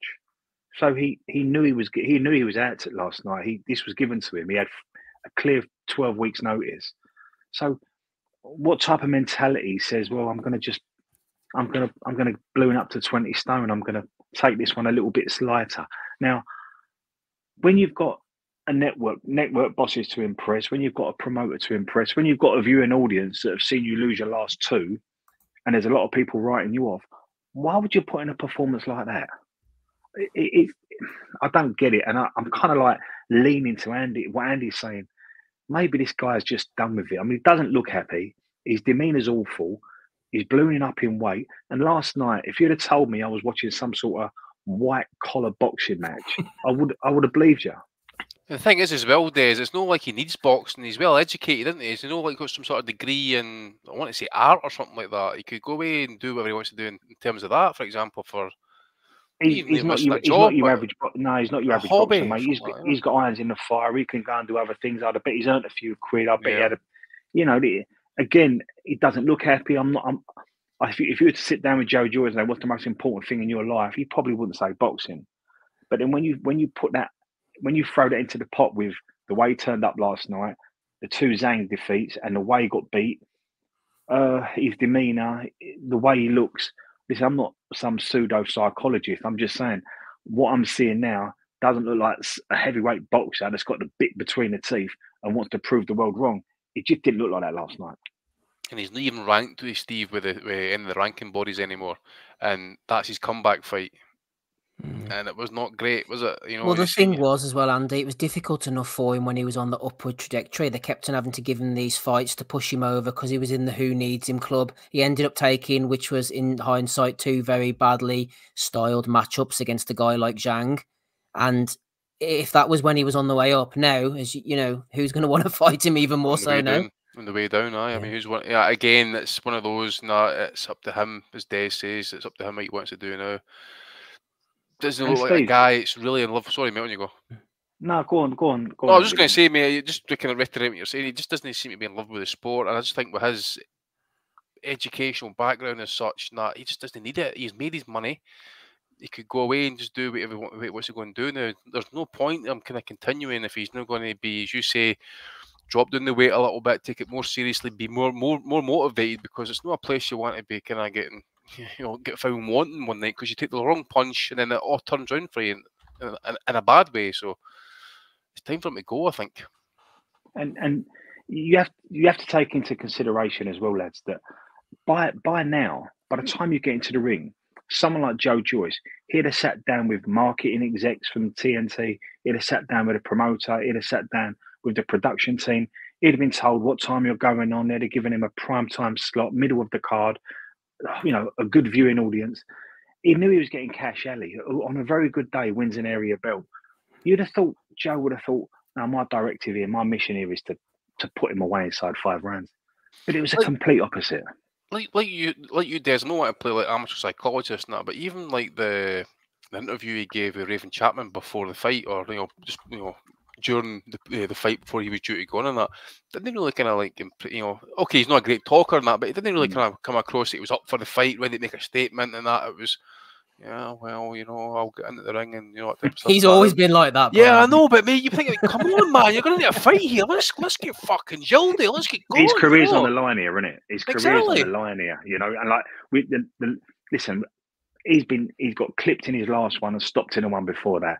And he got stopped by a kid who's just been stopped by someone else that he beat. So, psychology, I mean, if whack now, he's getting gun shy, maybe possibly. Yeah, I mean, it's funny, the psychology of it all, because if Zhang had gone and obliterated Parker, that might have given Joe a bit of validation, but it went the other way around. So maybe Joe's wondering, where do I sit in all this now? But last night was his opportunity to get back on the saddle and do it with some vigor. Show us how important it is to you. And if I was his promoter, if I was Frank Warren, I'd be like saying to myself or to my partners, how do I get a rocket up this guy? Because we've given him the platform to get back on the saddle. I mean, like, how many fighters after 2 straight back-to-back defeats would love to be given that opportunity on that platform, prime time slot? And he's just like, I've turned up nearly 300 pounds. I can't smile. I can't look explosive. I can't get into this kid who really is planets away from where I am. It was just bizarre. It was strange. And I think the next 2 fights, like you said, Andy, if he's on the way out, we'll know in the next 2 fights. But the next 2 fights will tell us an awful lot about Joe Joyce. I think the next fight will tell us, mate, to be fair. Yeah. And again, it would depend. You can maybe say, well, okay, it was a wee bit, trying to get up for the fight in terms of opposition and that, but that's the ideal opposition you want to be coming back to. Quick knockout, get the confidence building back up and that. Yeah, I'm back, baby. Let's get the next one going. None of that, mate. None of that urgency vibe, You've got to, Frank's done right by him, hasn't he? He said, look, I'm going to get you back on prime time, Cash Alley. I mean, Frank's done right for him, so. Twice as well, mate. I mean, he brought over the Chinese guy and that, and then brought him back again. Probably overpaid him as well, mate, bring him back, they'll get a rematch and badly knocked out again. So, and then you put in that performance, it does start, you start questioning things a wee bit but. As well, Andy, you talking about the motivation. It reminds me back in the day when Martin Rogan was at his peak and he had John Breen and Eamon McGee in the corner. And beforehand in the changing rooms, Eamon McGee would be pumping him up, shouting, "Come on, Rogie, you got to get out there, get into these bastards. Don't let the English beat you," and all this type of stuff. And then later on in his career, Rogan had obviously left them and he was trained by Bernardo Checker. Checker's walking around the dressing room doing magic tricks. And all. He was like an amateur magician, Checker. At every press conference, he'd like get out those little red balls and stuff, start making him disappear. And it was like, that's just not what Rogie needed, you know what I mean? What was Rogie doing? Was he making cutbacks at that point? Well, he fell out with Breen, didn't he, before the Sexton rematch? Fucking Jesus, my of course, right? He got pulled out the Sexton. Was it a head clash or something like that? No, it was a shoulder injury on his stool. I remember it to this day. Oh, was it? Steve, yes. What did you lads think? And I'd like to know what the guys in the chat think. And what did you think about Richard Towers' corner work last night? Well, It was interesting, I suppose, but it was fitting with Towers' personality, I thought, Des, so it wasn't too much out of the ordinary to me. Different strokes for different folks. Towers is quite the character, I think it's fair to say. What did you think? I mean, I think there's a lot of trainers that have got. I think there's a lot of frustrated boxing trainers. They're frustrated with how their careers went. They're frustrated where they are in the sport, and I think that can sometimes brim to the surface. And I think there's also a lot of insecure trainers that, and you see these in every amateur club around the country, that if a kid's not doing well, they don't want to get too close to them. They only want to be associated to winners. But knowing, look, we all know boxing, and Richard should know boxing. You know what you're dealing with Cash Ali. You know his level, and you know what he's up against with Joe Joyce. Going into the 8th or 9th round, is that the time to call Cash Ali a pussy, or tell him he's not good enough, or even I could beat this guy? I mean, that's a bit heavy, and like you've got a watching audience here. Cash Ali's family, if he's got kids, they're listening. You know, I can't imagine many pro boxers are going to want to ring up Richard Towers and say, "Can you train me?" And maybe Richard's a little bit inexperienced here, and maybe he's let his personal feelings and his personal relationship with Cash come into it. But me personally, I think it wouldn't do Richard any harm to sort of step back a bit, align himself with a couple of trainers up in the north of England. There are plenty out there. And just hold a towel, hold a bucket for a couple of years, and just see how trainers lift kids in a fight and how they empathise with kids in a fight. And I always say this to people: if you've got 20 kids running around the field, the ones at the front don't need you. It's the ones at the back that need you. And last night, in that fight, a fight that Cash couldn't win, every time he threw a right hand, it was bouncing off Joyce's head. He was blowing out of his ears. Maybe he needed Richard to say, "I'm really proud of you, not your shit." So I never got that, I've got to say. Well, I will say a couple of things to that, actually, Des. First of all, I thought it was strange. It was his personality coming through, because he spent a lot of his time, obviously, with Adam Booth, whose corner work is completely polar opposite to that. You know, very calm, very sort of ASMR spoken. You can hardly hear what he's saying. And whereas Towers was more emotional, and I wondered, Des, whether Towers maybe saw a bit of himself in Cash Ali, because they are quite similar, aren't they? Clearly talented, just can't quite put it together. Quite strange, sort of offbeat characters, to say the least. So I wonder whether his frustrations were sort of maybe vicariously coming through Cash Ali. And who was his trainer before? I'm sure you're aware. Who was his trainer before Adam Booth? You mean when he bit the guy? No. Who was Richard Towers' trainer before Adam Booth? Oh, flip. Who was it? Go on, tell us. Do you want me to tell you? Go on. Brendan Ingle. Brendan Ingle. Yes, I was going to say Dominic Ingle. Sorry. Yeah, sorry. So between the brilliance of Brendan Ingle and Adam Booth, yes, where's Richard Towers picked that up from? Yeah, you know, is that Richard Towers not about a crackpot, though? To be fair, possibly. Yeah, he's possibly. Bonkers. He's bonkers. But possibly. Did he not end up on Jurisdictions podcast explaining something? There was a big two-parter about all the violence and stuff, wasn't there? But that's right. Ingle sort of bought him up from the gutters, like, yeah, absolutely. I was thinking about Andy. Ingle. Has he not been in jail? Aye. But boxing's full of trainers that have done terrible things and held guns to down people's throats and been drug dealers and money launderers. Boxing's full of them. It's a very peculiar thing to hear a trainer talk to a kid like that, especially a kid that, like, I mean, if Cash had thrown himself on the floor in the first round and got himself out of there, even then, you know, you could see you could see the trainer would be annoyed.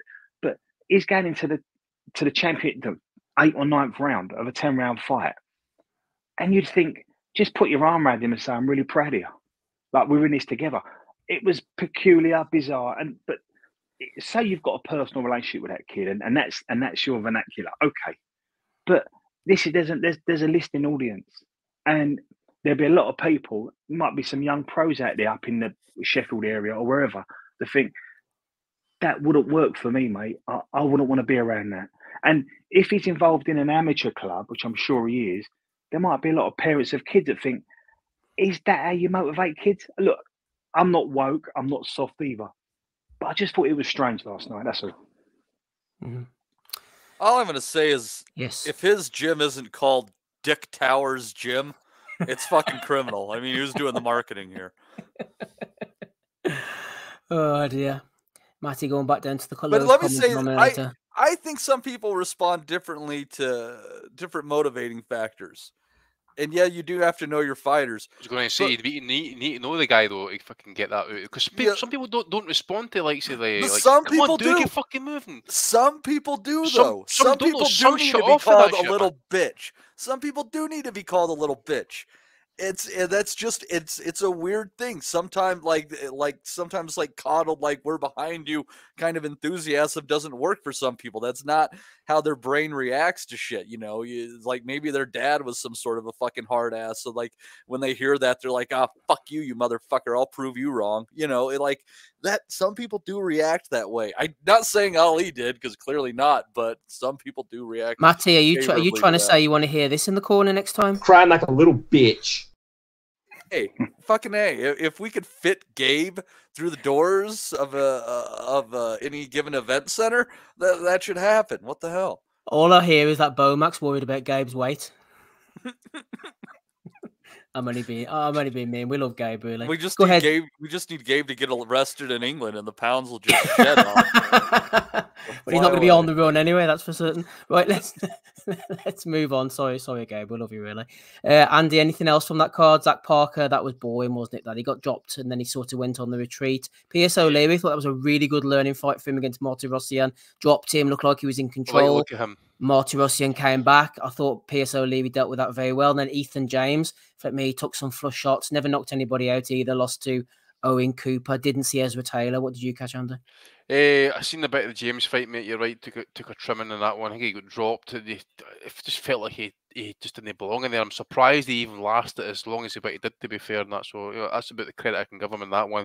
I like the looks of Pierce O'Leary in that. He was, I'm not to say he was punch perfect in that, but he was a good learning scrap for him. Zauga, that fight was beginning to bug me, and that because you could clearly see the German was wanting to fight, and Parker really wasn't wanting to do it.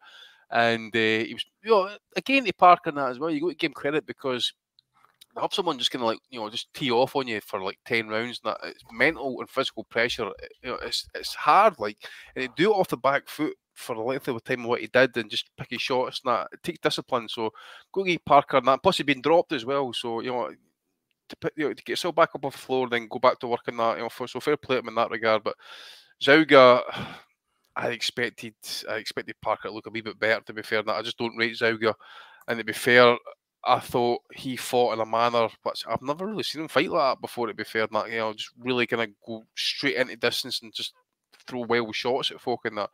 He's got a decent jab. He's an okay boxer and that, but I just never kind of really didn't trust his conditioning. I thought, Andy, did he? Which is rightly so. He didn't look like he was in shape. No, I know, and that's the other thing as well. He seemed to kind of want to step in and just throw shots, and then obviously you say Parker would step off or hold up and tie him up, and that was it. He was getting a bit frustrated with it. But yeah, that was a bit of a poor fight. You're right, mate. I think that's I just want to see this the card here. Yeah, I never seen the women fight. Is that a women's fight? No, I think so. No, the Ezra Taylor fight. I've never seen that one. Sorry, and I think that's it. That's it.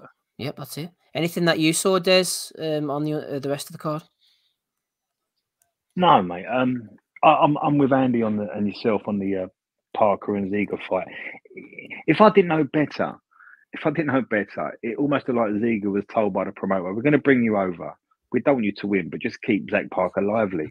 He just, he was sort of smirking and giggling and, popping over right hands and taking his foot off the pedal and then putting it back on the pedal. He didn't look in great condition. So I think I'd like to see Zach Parker really, in a funny way, similar to Joe Joyce. I'd like to see him take his career a bit more seriously. And I know he's had a few injuries and I know he had a bit of momentum, but I'd like him to get back on the saddle now and see how good he can be.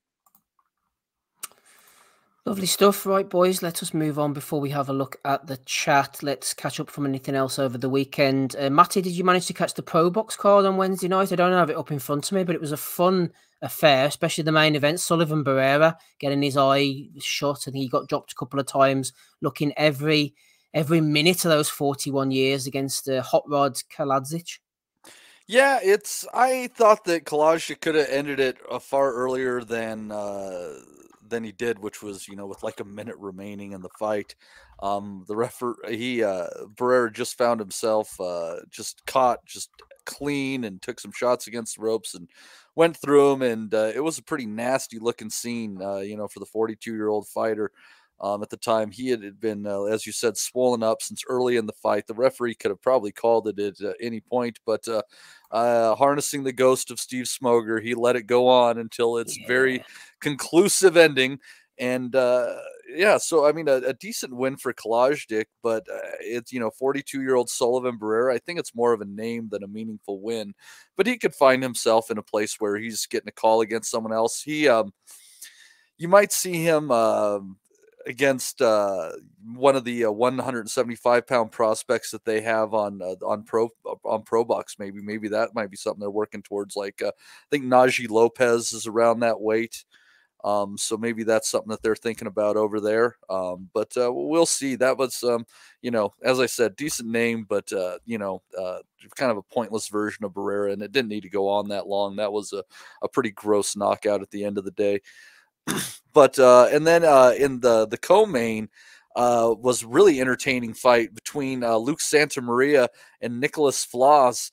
With Floss claiming I believe it was a 6-round knockout victory over Santamaria, who's usually a very durable fighter, as you well know. Good win for Floss, that. Yep, absolutely. Yeah, Santamaria has given a lot of people work in the welterweight and junior welterweight division, including Jesus Ramos. He's I've never really seen him hurt too badly in a fight, and he went down early, and then he got caught later on.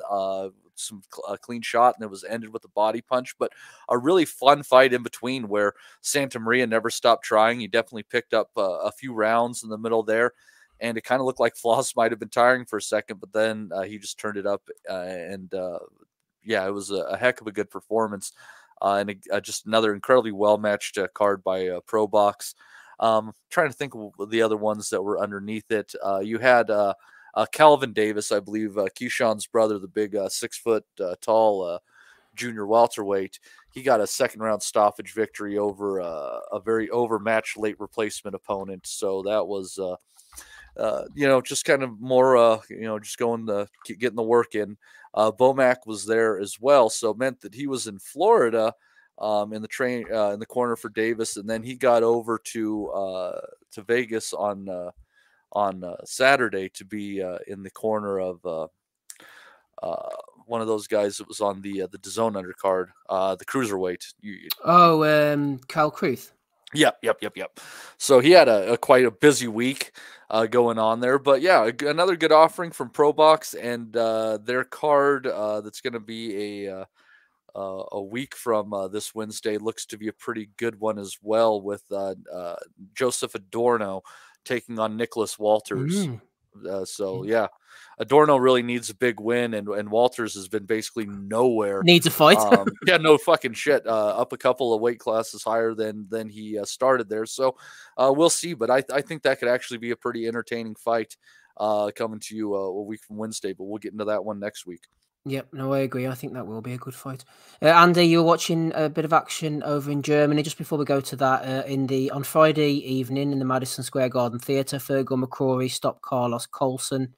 Callum Walsh got a win over Doran Yulusinov. Joe Ward as well on the comeback trial against Derek Webster, and the Hebrew Hammer Cletus Selden getting a majority decision win. What went down in Germany last night that we might have missed? Yeah, well, just I had to keep an eye on that Peter Cadiro, mate, one of the young heavyweights that was coming up through the ranks. I think he picked up an L. Can't remember if it was one of the British shows. Anyways, he's fighting for an IBF trinket against ex-world cruiserweight champion Victor Emilio Ramirez, who, as I was saying to you, that once he moved up to heavyweight after getting beat off Lebedev, he became like a fat mess and went up to like 282 pounds. So since 2019, he's been gradually on a diet, and he's brought it right down to 219 pounds. But to be fair, mate, he's 40-year-old now, and he's coming in here to give Peter Cadiro, who is meant to be he's a junior Olympic bronze champion. I think he's the next world junior champion as well. So it's not to be sniffed at, but he's just not transforming over to a good pro. He's not got the power. He doesn't look like he's caught between styles. I think he wants to be a counter puncher, but he wants to try and be on the front foot at the same time. because he's fighting guys who he should be dominating, right? And he's not doing it. Okay, he's winning clearly on the cards and that, but this doesn't look good. It looks sloppy. So that, anyway, Ramirez got pulled out. I think he hurt his jab hand or his elbow, whatever it was. I forget what it was at this point. But anyway, he got pulled out after the 8th round. And just one massive knockout. Max Suska, local favourite, on the comeback trail after one of his defeats and that. I posted it up in the chat earlier on there last night. I think it was. He got caught with a right hand high in the forehead. It's just a face planted him. He's been lying down there for 5 minutes with the state he was in, mate. It just shows you once those high shots land, mate, you can take the legs away if you take the soul, the spirit, everything, and took his second defeat as well. So nothing great, mate. But as I say, I like to keep an eye on these German cards. At the end of the day, it was Bernard Bonte's card at the end of the day, and that there's nothing really to write home about in terms of talent coming through there just now. Maybe Victor York, heavyweight, again, just need to wait and see what transpires. But German boxing, as we keep saying, is not in a good place at the minute. Certainly isn't. Japanese boxing's doing okay though. Pape Baroro, who won the European title a couple of weeks ago there. Yeah, he looked good actually. Yeah, exactly. But Baroro looked pretty good. Japanese boxing's in good condition at the moment. Wade Ryan's going over to fight Takeshi Inoue in the Korakuen Hall in Tokyo tomorrow evening. A number of other people on the undercard whose names I am not familiar with. Let's have a look through the chat for episode 564. Andy's here, Des is here, and so is Matty. AP's in the chat. He's got nothing better to do on a Sunday evening. Same with Beatbot Boop. Will You Stand 86 is there as well. So is MB. Yumi Yappy's doing his best work with the spanner. No sign of Chukwu just yet. It is a bit early for him or Rapping Rob Kelly. Alex Bellotti's there though. So's Johnny. Andrew Thickett's over on Facebook, sitting on his own, drinking. Captain Casual's there. Shout out to him. So's Ray. Chris Butler. No sign of the likes of Danny Young or Joe Kennedy tonight. I'm sure they are listening in. If not, they'll hear it during the week. Ben Sisko's there, and so's Callum B. Let's see if we can find another one. Leon the Canteen was in earlier, throwing lots of good comments about, as was James G. Let's have a look at the action for next weekend then. A quick look at the Your Call, Des. I'm sure you've been there many times. BT Sport, a.k.a. TNT, are returning with Frank Warren on Friday evening. Willie Hutchinson has finally found himself an opponent. He's bound to be good. Martin Huben. Royston Barney Smith looks decent. So does Sean Noakes. So does Moses Itorma. And in the main event, Chris Burke, who is pretty decent at this kind of level, going against Ashley Lane, who's been around the block. A vacant British bantamweight title. Decent little Friday night's affair there, Des. Yes, it's Frank getting his kids out, isn't it? And I don't expect many surprises on that card. Be good to see Willie Hutchinson out again. Did you say that the main event was Chris? Did you say Chris Burke? Yeah, against Ash Lane. Yeah, that's an interesting one. I think Chris will come through that. Is Willie Hutchinson still with Domingo? I have no idea. I'm not sure, to be honest. He always seems to be against TBA, doesn't he? He's been rebuilding himself back since that loss to Lennox Clark, but I couldn't tell you, Des. I'm not sure. Yeah, no, that'd be interesting. I mean, I liked the look of Hutchinson. I think he had a lot of potential. We'll see, but it looks like it's good on Frank. He's getting his kids out. I like a Friday night one, especially down the York Hall. I don't expect any surprises, though, Steve. Do you? No, not at all. Not at all. Andy, do you see any surprises? Definitely not in that Willie Hutchinson fight. He seems to get matched pretty easy, doesn't he? The only time he stepped up, really, against Clark, he got stopped. And this guy, Hoban, 2 losses, 1 knockout, 10 knockout wins. Who's he lost to? He lost to a guy who's 6-9. That's not a great look. And he lost to a 1-0 novice on a majority decision. Hutchinson's going to bang him out, Andy, isn't he? Probably, mate. I mean, one of the fighters, he maybe turned pro with David Hay. I know he was touted decently as an amateur, and I think maybe some of you were surprised maybe he turned pro so early. But to be fair, one of the careers, he's one of the fighters and that as well. It just hasn't, well, to me at least, hasn't really kind of like found a home in terms of like say promoter, TV, that type of thing, and that as well. You know, I mean, I remember when he's just looking at his record here, he had one of his earlier fights in bloody France. Is that something to do with David Hayes? Could well be, actually. I ended up in the Yoka card there. I don't know. It just feels like he's been kind of like on On the fly, Lennox Clark. Trainer-wise there, Andy. Will you stand says think he's in some gym in Spain now. Thought he'd left Dom. Chris was asking about the weight as well. It's not 168. This is at 175. It's a light Not heavyweight. sure that suits him, to be honest. He's been a light heavyweight now for a couple of years, I'm sure. Oh, probably right? after COVID, I'm sure. Pretty sure. His career's passed me by, man. I'm not even going to lie. I'm the same, mate. I'm the same. I just it's one of the careers I just haven't picked up on whatsoever. I mean, obviously he's got a couple of fights we've seen, maybe the Fraser Clark fight. No, Fraser Clark, sorry. Lennox Clark, sorry. I seem to recall a couple of the ones under COVID times and that. I remember we were in the BT studios. Again, they weren't great fights to watch and that. So again, it's clearly one of these fights, mate. He's just picking up ranking and points. I'm just going to see if we get anything. Ironically, Willie turned over the same day and on the same card as Joe Joyce at the Indigo in the O2. Oh, great show. So that was Joyce fought Lewison, wasn't it? I think that night. Ian Lewison that night, yeah. And Hay had one of these YouTubers on or something. Yeah. Here you go, by the way. Hutchison's ranked 10 in the WBO and he's ranked 12 with WBC. 13th with IB. I mean, we know why, but how? Seems like he can punch Andy, but it's like a Jamie Cox situation, isn't it? Like he can punch at a level, and then when he moves up in class, it could be that, mate. It could be that. I seem to recall he was a highly touted amateur, and he was. Yeah, he was. I seem to be surprised. Des, correct me if I'm wrong, but I seem to recall a wee bit of surprisement as to A, him turning pro so early, and B, the fact that he turned pro with David Hay at the time. Oh, yeah, he did turn pro. He signed the Haymaker. He did sign the Haymaker, that's right. And wasn't that would have been a Haymaker show, wouldn't it, Joe Joyce? Yep, I'm sure he fought on one of the, maybe I think he might have pro'd on one of the was it Hay against Gerjai or something like that, possibly? The Dave fights, that's right, yeah. But do you think this amateur thing, I think the dial has shifted a little bit. I'll tell you what I mean. So if you go back 25 years, if you was an ABA champion, you was a standout amateur. And if you was an ABA champion, went to the Commonwealth Games and got a medal, you was real standout. Alex Arthur, you're going to do things in the pros. But now there seems to be so many versions of titles and so many versions of GB squads, podium squads, England squads.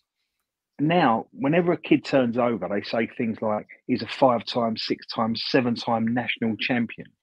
We don't quite know what that means, do we? And I kind of look at all these kids that Matchroom and Frank turn over, and they've got this brilliant resume of winning national titles since they were 13, boxing on England squads and part of GB setups.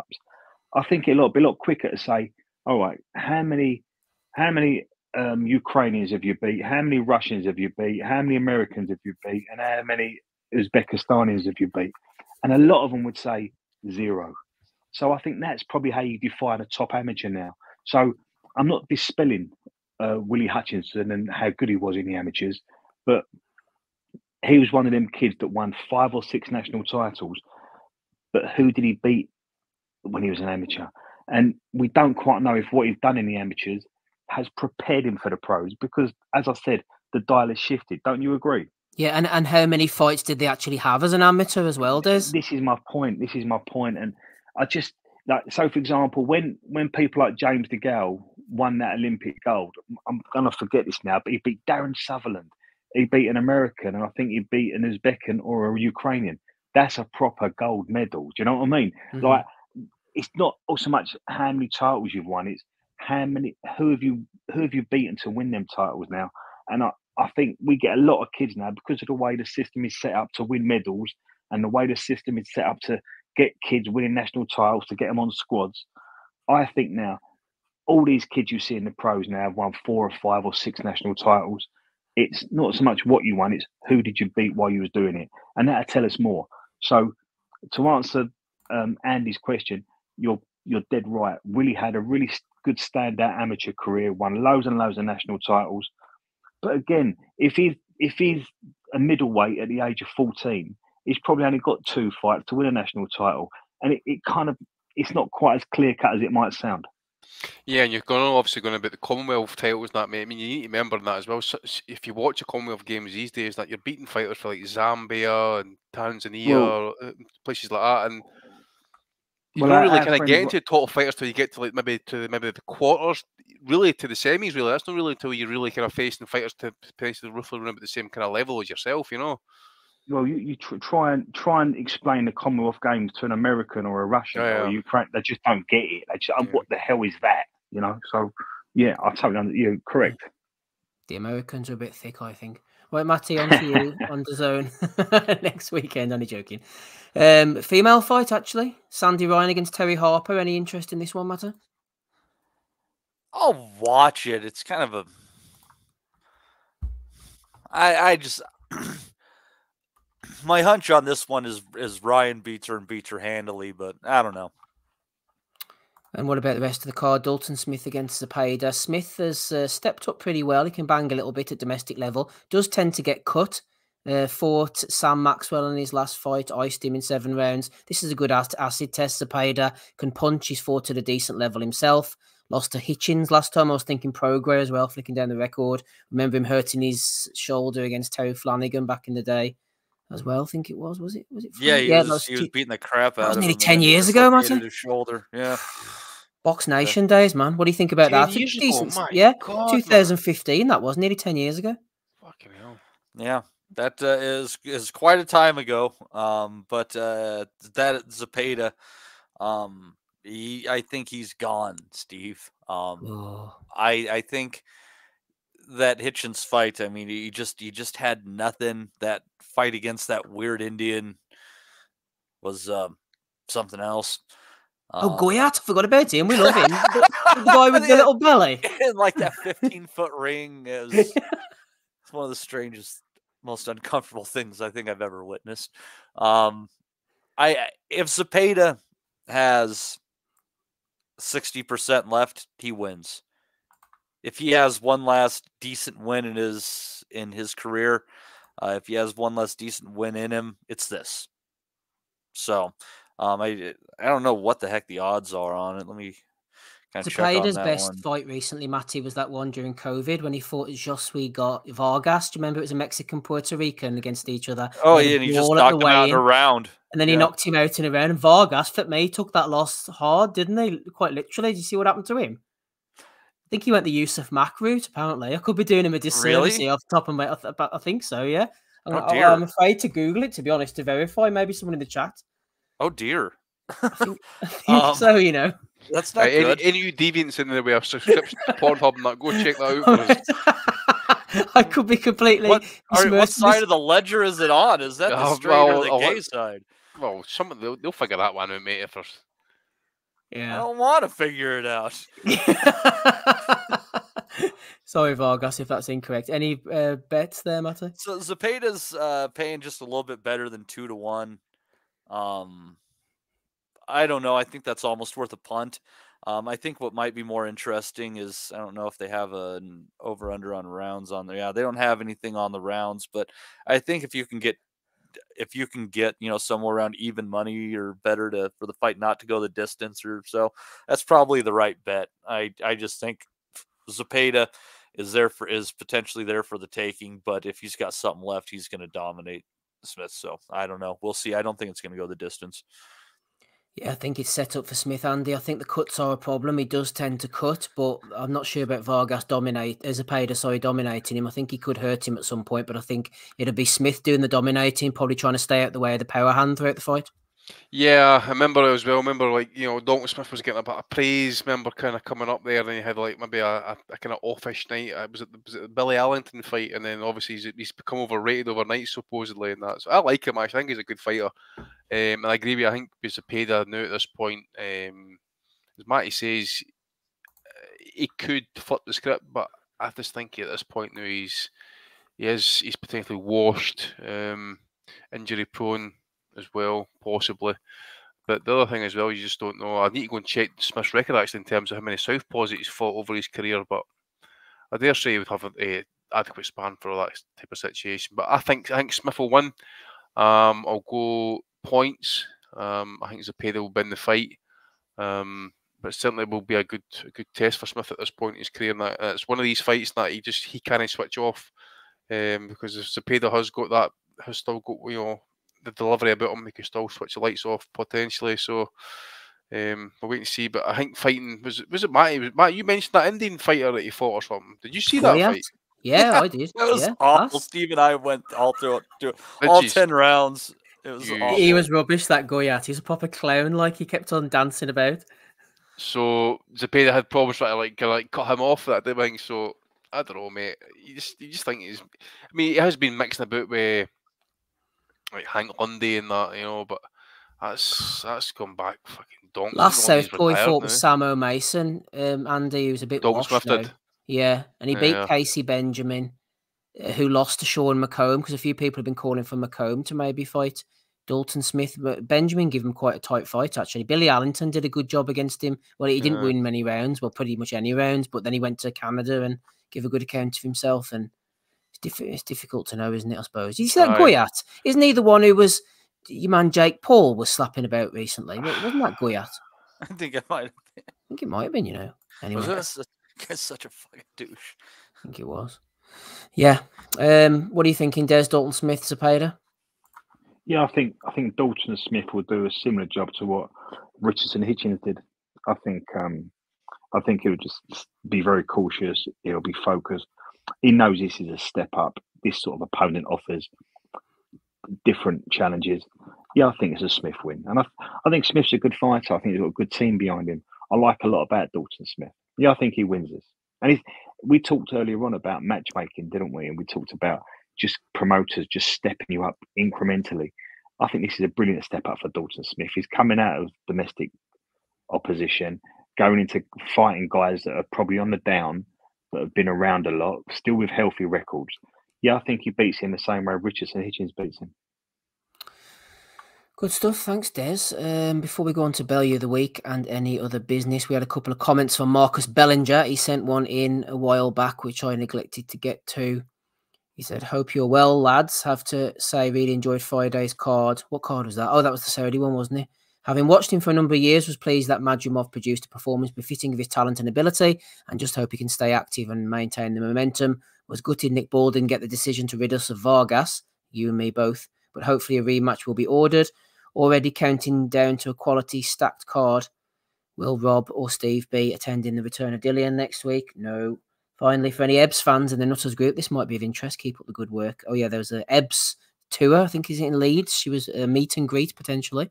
I'm not sure how that one went. And then Marcus sent us this message a couple of days ago. He said, just a quick heads up, catching up on the first World Olympic qualifier, and a certain Juan Manuel Lopez Jr. has qualified for Puerto Rico in the flyweight division. Yes, it is the son of Juanma, who I'm sure we all have fond memories of. I've not seen Junior before, but I must say I was very impressed. And at just 18, I think he'll be a sought-after fighter for all the big promoters, and he's definitely someone to make a note of. Perhaps they could find Gamboa's son. Hope Gamboa's got a fucking son that's going to fight him, by the way. Jesus. Didn't he sign for Bob Arum either? He likes to marinate shit, man. Oh dear, yeah, one of the great fights that never happened, Andy Lopez against Gamboa. Hopefully the Suns can recreate it now. Yeah, hopefully, mate. I hope it's nothing like the Eubank Ben situation, hopefully. But I tell you what, that Juanma was in some fucking fights in his time, mate. Especially when he was at his peak, around about the featherweight. I'm trying to remember, was it Rogers Matagua? That was a great fight. What a fucking scrap, mate. I mean, I think he got dropped twice like a sack of shit. And somehow he managed to pull it out of the bag. No, he stopped the guy, did he know? No, he almost got stopped in the last round. What it was, he was winning the fight pretty handily, and then just ran out of gas, and Matagua was on his fucking shit. I'm trying to remember. There was somebody else he had been into a battle with. Salido, he beat Salido, didn't he? Was it Salido? I think he beat. Was a battle. He had a couple of decent fights with PDL. They were short. Yeah, that's the one. They were good. Ponce de Leon. Who was the one that game? Remember, he got knocked the fuck out, and then he staggered there across the ring and tried to fucking start fighting with his trainer. He started punching the trainer. I can't remember. That was towards the end of his career, wasn't it? That one. Oh Christ! And he accused him of like having a gambling problem or some shit like that. Yeah, another one will end up with CTE, mate. That's right. Probably. Maybe Velez. Cuellar. I think was that the Cuellar fight? Might have been. I can't remember. No, I think it was since then. Oh well, go back and watch some of his fights, man. He was value. Yeah, he was. He was value. He fought Francisco Vargas. I don't remember that. That was 2014. Vargas. Oh, it was Wilfredo Vasquez Jr., wasn't it? He ended up fighting with the trainer, I think, in 2000. I think he fought him as well. Donaire fought him as well, did they not? Junior, possibly. Vasquez Jr. It's all molding into one. Yeah, that's who he picked off one of his 122 belts from, was Vasquez Jr. Oh, he beat Jerry Penalosa. He was a good fighter, Jerry Penalosa. Oh, he beat Matagra on points. He was unlucky because he come across a good fighter in Salido, and they did expect him to beat Salido, so he lost the first one. They'd done a Joe Joyce, they chucked him in again. He lost the second one, and then they threw him in with Mikey Garcia, who was brilliant for a period of time, and that was the end of him, wasn't it? Yeah, I love Salido. I love Salido so fucking much, man. Oh God, Bob went to marinating that shit to like saying, fuck you, man, I'm gonna cash you out now. It's like I can't think like of a loss where a fighter learned as much maybe as Lomachenko did against Salido. I mean, that was like, welcome to the pros, boy. This is how we do it. Yeah, but you actually saw him learn and adapt on the job right in front of you. Just guys like literally probably around 2 just ran out of time. Other guys are going to go back to the gym and actually look at it again and work on like maybe 2-3 fights later to work on the mistakes. That was the most impressive thing about that entire fight, was to actually see him actually figure it out and actually say, right, okay, here's what I need to do now, and he actually stepped up. It was incredible. As you say, Steve, ran out of time. If it had been a 15-rounder, he probably would have pulled that out of the bag. Yeah. What was that question from Beat Bop Boom? Yeah, sorry, I've missed that completely. Just Juan Lopez, was it no? No. He asked another one, but he sent in a super chat, 199 there. He said Bo versus Holmes versus Foreman. How would they have gone? Well, I suppose we're talking Bo. Like Foreman could have happened, couldn't it, in the early 90s? But version of Foreman. Just you decide, Andy. I suppose. Say the 90s one who knocked out Mora. They're around the same time, then, aren't they? That version of Foreman gets beat off Holmes, then, mate, and he probably get beat off Bo. I think he's too stationary, too slow. I think in terms of if it was like the 70s version of Foreman, I think it's a different story. I think even fresher, definitely more snap in the punches. The jab's brutal. The right hand follow up's brutal as well, mate. And then whatever he hit, he fucking destroyed in the 70s. So, you know, I think what would have been interesting with Bo versus Foreman, even old George, is I think up close, I think both fighters would have landed some incredible uppercuts. And I think someone's getting smoked off of an uppercut. Probably Foreman, shockingly, even with his legendary chin. But I think that fight would be one of the rare inside big man fights that's worth the price of entry. When in '94, Des, whenever Foreman knocked out Mora in the shock, that was in between Bo's no contest with Buster Mathis and his win over Larry Donald, and he was just a year removed from losing the rematch to Evander Holyfield. So that's a good version of Bo, like slip in, but a good version. Yeah, I think I'm with Andy though. I think that's the worst version of Foreman, although it was it was a huge achievement. But I think the Foreman of the 70s breaks Bo's heart at any stage. Yeah, and I'm a Bo fan. And you remember as well, the Foreman, the second generation Foreman spent 2-3 years trying to get back into title contention, and he had how many chances did he get before he actually even got over the line the second time? It was about 3. He fought Tommy Morrison. He fought Morrison. Holyfield. Schultz was that was a bit. He fought Holyfield. Holyfield. Yeah, Holyfield. So I think it was the third time I was asking against Moore. I think it was the third time. You was right. Yeah, because his wife was up to retire. I think if you look at, I mean, I'm a Bo fan. I know you are, Steve, but I think. Yes. If you look at the way people accuse Bo of swallowing it against Lennox in the final, not wanting to fight him in the pros, I didn't like the way Bo got pushed about by Evander at some stages, although Evander was a great fighter. And who's the big Polish kid? Was it Galota? Galota got hold of Bo as well and he didn't fancy it. I just think a 70s Foreman would have been a nightmare for really Bo. Yeah. But Bo was a good fighter. I think Holmes. Let me challenge you with this though, Des. Was he afraid of Lennox Lewis because of Lennox's excellent jab, and that's what would make Holmes a nightmare for Bo? You know, I mean, prime Holmes. You know, early '80s. You know, late '70s, early '80s Holmes. Yeah. He's a top. He's a top 10, top 5 heavyweight. Him and Lennox. Okay, I've got a question for you. All three of them, right? And the fight's on the line, and they're wobbly. they're beaten, they're battered and bruised, they're taking a beating. Who do you think holds up the most?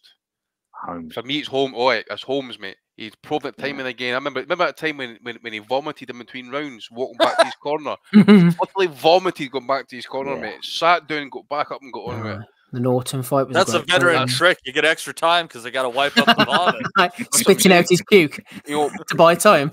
Bo had situations where he swallowed it. You know, that situation when the Marines didn't fancy that either. I think Holmes at his peak, mate, he's just phenomenal. So as Des said as well, Andy, against Gallotta, he had swallowed it physically. He'd come in looking like shit in shape. He was getting beaten from pillar to post, only for the fact Gallotta mentally folded twice.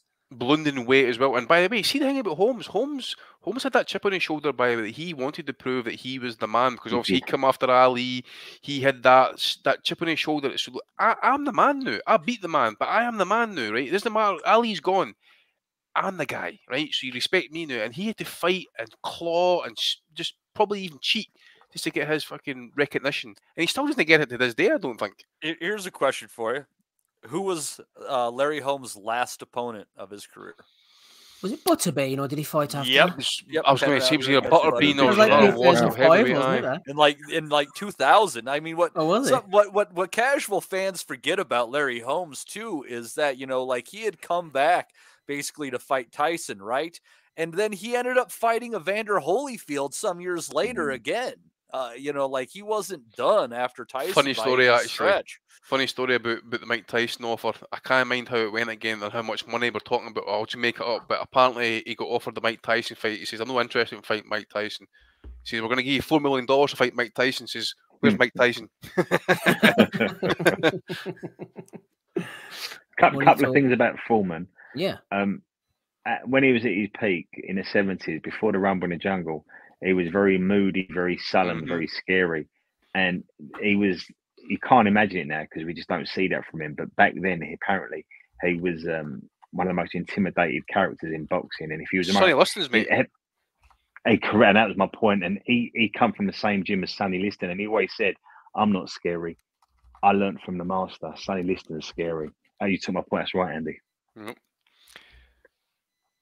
And I've got to ask. Well, you got to think like the thing is though, Des, is that like you know, the black men of that era were cut from a different fucking cloth. You know, like you had to be a bad as were heavyweight boxers. Yeah, it was a serious thing. Yeah, and I've got to ask this question.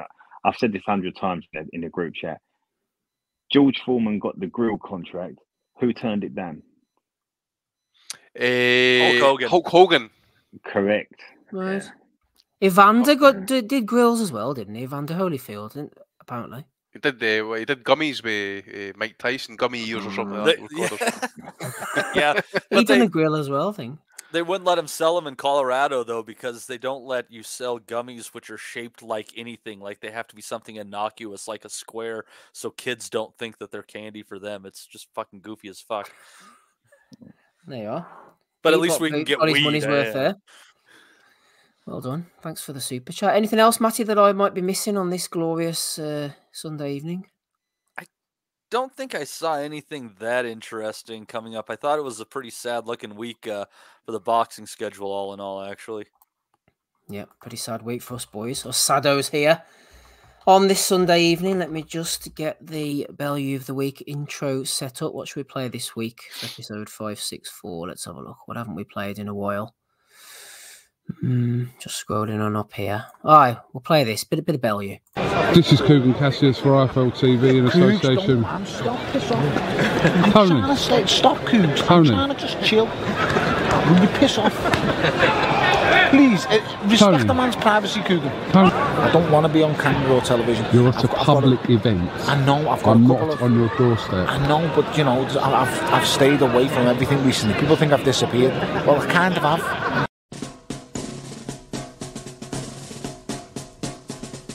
I just want reality back. I want a normal life, and I will find it because I will stay out of all your way for a good 12 months.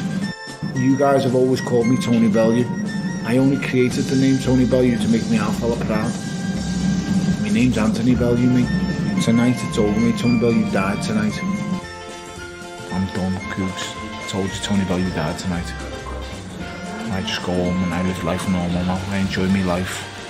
And it's over. I mean, Tony Bellew's gone now. I've been Tony Bellew for a long time.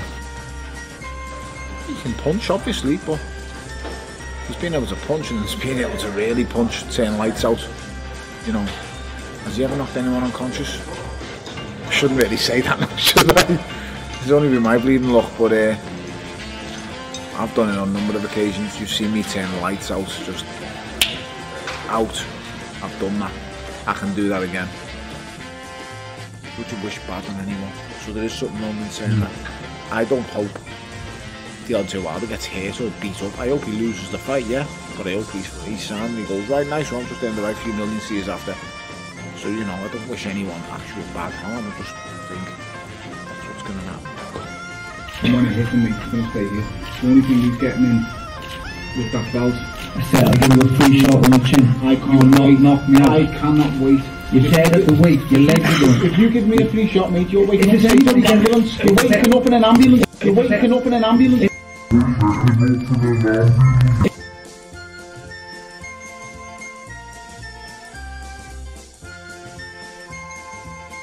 Let's do it right now.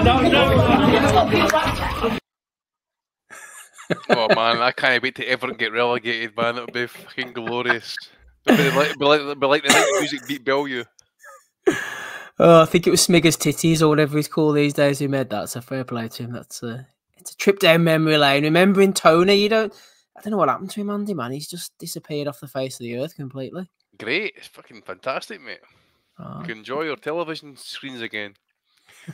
Good old Tone. Right, on to the first one. Tony Bellew responds after being spotted sporting a wild new look. According to Michael Thompson in the chat, it was a fake beard stuck on for a Wilkinson Sword advert on Unilad. They managed to drag him out for an advertisement. Anything for a pound note, mate. Anything for a pound note. Oh, let's have spotted Tony. Here's one for you, Matty. Wouldn't have spotted him with that one anyway. Exactly, he's hiding out. Looks like Roy Keane, man. Oh dear, I like this one, Matty. Looks in like Australia. A poorly mown lawn.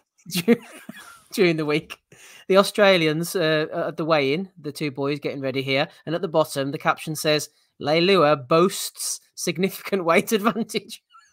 I was thinking that's one way of putting it, I suppose, that he's coming in pretty poor shape. Like John Fisher boasts being 400 pounds almost, Matty. Yeah, he's got that David Tua build in there. How did it work out for him? He lost. Aw, well, so much for that advantage. No advantage. He gassed, I think. Surprisingly enough. Who would have thunk it? Who would have thought? Who would have thought that was going to come? I don't know if you saw this one, Andy. Scam Jones. Post the bit where you got the ring mid-spar being sick and left the gym, he says to Martin Bacoli, if you're going to post sparring at all. Next time, don't be a Jackanory posting sparring highlights, Martin. Sick in a bucket from accumulation of body shots. And give Michael Hunter his bounty collection. There's Bacoli after an unfortunate spar, Andy. Puking in a bucket. Happens to the best of us, mate. I remember when I used to go to the gym and that after going through pretty heavy sessions and that, having to go and vomit in the bucket. It happens. But Scam Jones needs to get himself in the gym to fucking figure out how it happens. But, you know. Keeping the footage, Andy, on the phone. Yeah, that's what I'm saying. Hope there's no other footage kicking about Mr. Jones, you know what I'm saying, mate? What happens in the gym stays on Sam's iPhone. Yep. I spotted this one as well. Michael Thompson threw it in. The camera panned on DAZN last night to Shane Mosley Jr. And I think it was Mannix or Todd Grisham said, "There's Shane Mosley Jr., one of the brightest prospects." So Oscar threw out a paper airplane with a wee notification. I say this, boy, say this. 33 with 4 losses in a draw. Yeah, I think he's on the way up, his old Shane. Well, he's not as bad as his dad, I suppose, Andy. Yeah. With women, not in the ring. His dad was a fine fighter, of course. Yeah, of course, mate, of course. Oh, dear. Here's one for you, Matt. What's going on here? Arza and Eddie getting interviewed by Piers Morgan. And Baz has a topless portrait painted of himself in the fireplace. Well, you might say that he's got a bit of an ego. It's funny enough, actually. See what you say. I had to think that was Joe Biden for a minute there. Somebody said that there. Why has he got a topless Joe Biden in his house? Yeah, it's not great. There's Eddie in his white trainers as well. What else have we got here? Oh, this is from you, Andy. Yeah. Hakeem Rackman Jr. versus a mystery opponent. Did we find out who the mystery Yeah, I opponent? found out who it was, mate. So apparently the mystery opponent was a Kanye West impersonator. What? Aye, a Kanye West impersonator. Or Kanye West, if I can pronounce his name. Try to find out what the result was. Give me a second. My God. Decisive knockout against a Kanye West impersonator in the backyard boxing clash. Doesn't say what round. Rahman delivered a vicious blow to his opponent's abdomen, instantly ending the fight as the individual collapsed to the canvas, writhing in agony. Spice Scam Jones wasn't there with the fucking bucket, mate, just in case he was sick, you know. So only 1999 as well. Aye, 1999 to watch that guff, mate. So aye, fucking this is for the Jews. Wham! Oh dear me, I don't know. There's one for you, Matty. Hit my buddy's vape, and now I can't read. Says Peony Todd. The Floyd Money Team vapes. He's involved in as many things as you can imagine, Steve. He is a man of great fortune and quite the entrepreneur. I hear. He even hawks windows at times. I hear. I think so. Girls in nightclubs. Yeah. Oh, he'll hawk anything. Did you buy the pay-per-view, Matty? Says no, Michael Thompson. I did not buy the pay-per-view. Oh, shame on you. Call yourself a boxing fan. That wasn't boxing, I'm sure, Steve. I don't know what the hell it was, to be honest. There's Ryan. Oh dear. Would you believe me if I told you I know for a fact who killed Tupac? A lot of you all know the answer. But Can I just say something, by the way? I seen Eric Kelly got involved in that, by the way. He was fucking raging. I don't even raging at us. I don't even think Ryan Garcia was alive when Tupac was killed. It's fucking Jesus fuck. That's what I was thinking as well, man. But he's got the intel. He's got the info. So and he followed this up. There you go. By running around Dallas this morning asking people if they support paedophiles. Calls one man a bitch. He's lost the So Eric Kelly then goes, he says, Ryan Garcia should get violated for speaking on the dead, all for clout and shock value. Tupac Shakur still has family and friends out here that love him. This is disrespectful to Pac and his loved ones. Ryan Garcia wasn't even born during Pac's life. You should watch out what he says. And news that his Twitter and Instagram accounts shut down now as well. Apparently, that's for the best. Fuck me. Like you like he's going to sue them now apparently for freedom of speech getting all or something. Fuck is wrong with this dude, man? It's like one of two things, guys. Like this guy is like he's either like playing this like to like fuck with the Haneys and make them think he's like crazy and shit, or like the guy's like seriously like fucking messed up and probably not training right, and he might be doing all sorts of drugs and shit. Like I don't know what the number is, but Haney by knockout is sounding better and better as the weeks go by. I'll tell you right now, I wonder if as well as if there's drug testing involved here, I wonder if we're going to start testing for recreational, because they're going to have to do something, because can you imagine, the commission are going to be watching this at the end of the day and saying to themselves, look, you fucking got a duty of care here, really. I know it's a big fight as such, and there's a lot of money in the line here, and Oscar's probably fucking doing his bollocks in a wee bit, but or is it Eddie's show, I think, possibly? I can't mind, but no, it's Oscar's show, but he's got to be fucking concerned about this, mate. He's, fucking.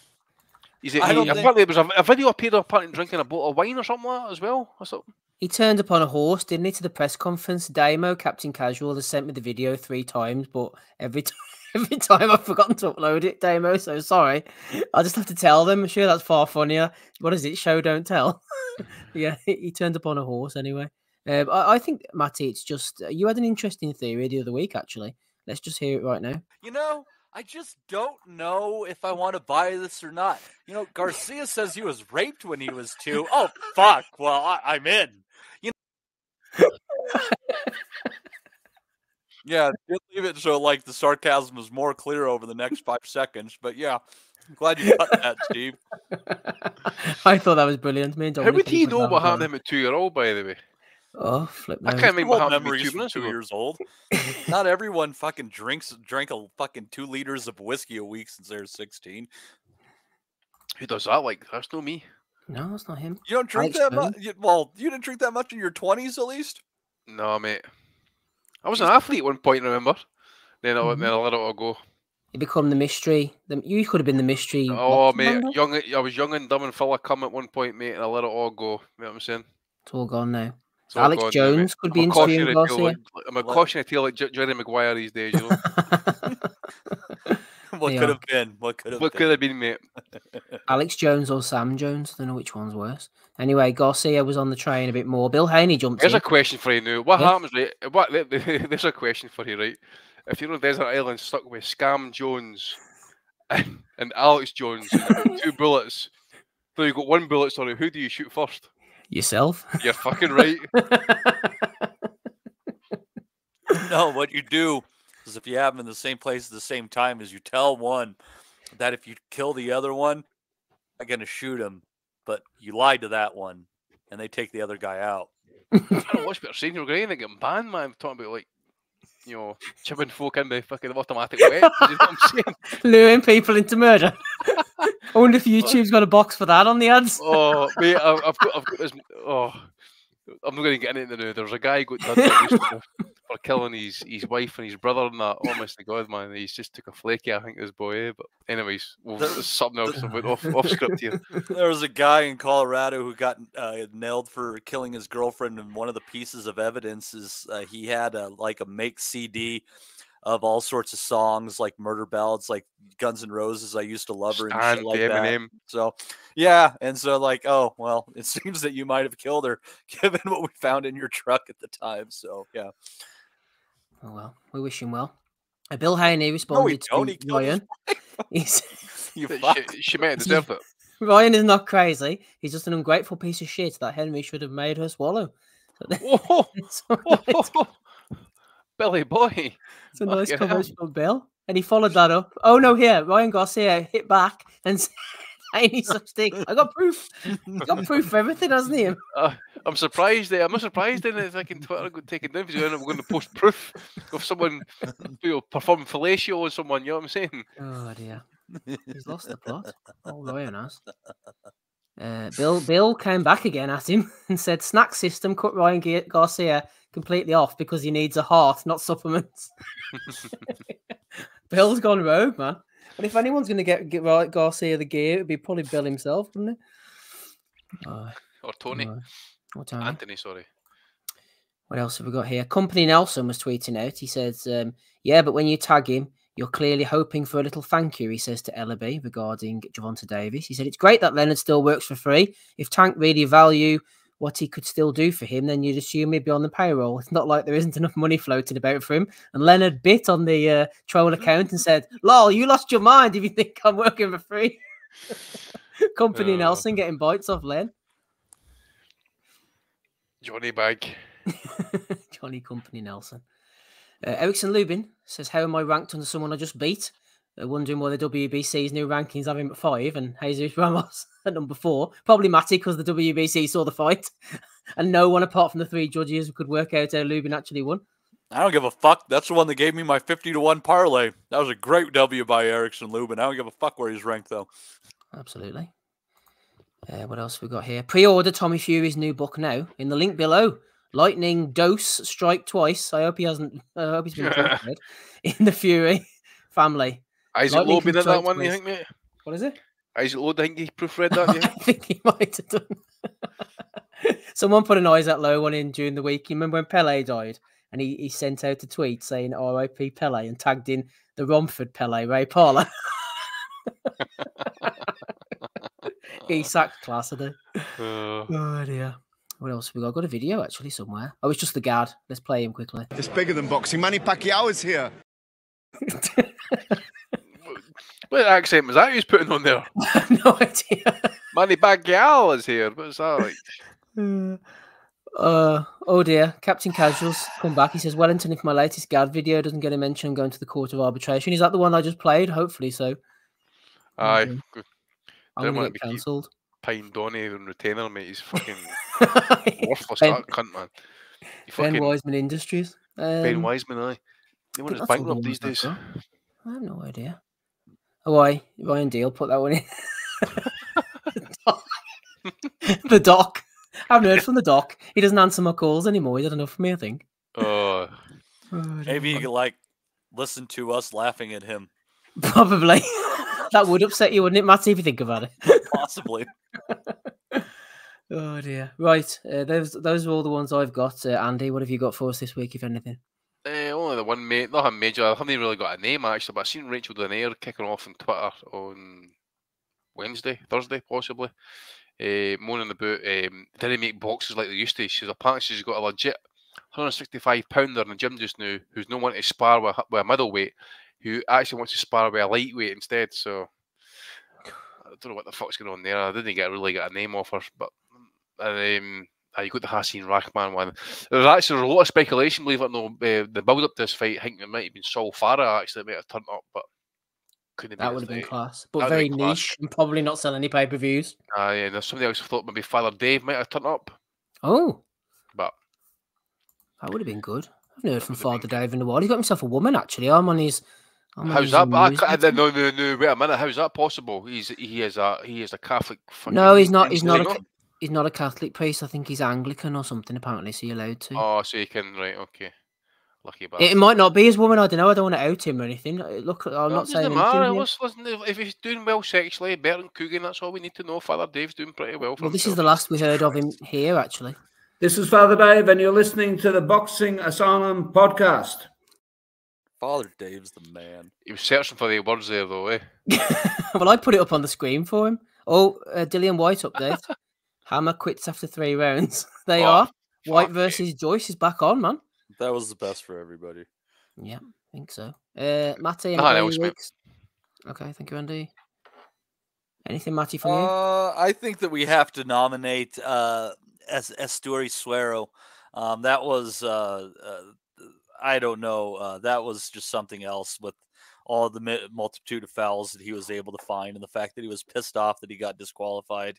That was just a complete shit show. So I think we got to give one to him. I don't know, Steve, if you want to give one to the Fenerbahce player, actually. He's just punched a fan almost into the rose head, man. Did you see it? I like the fly kick guy, actually, the second fella.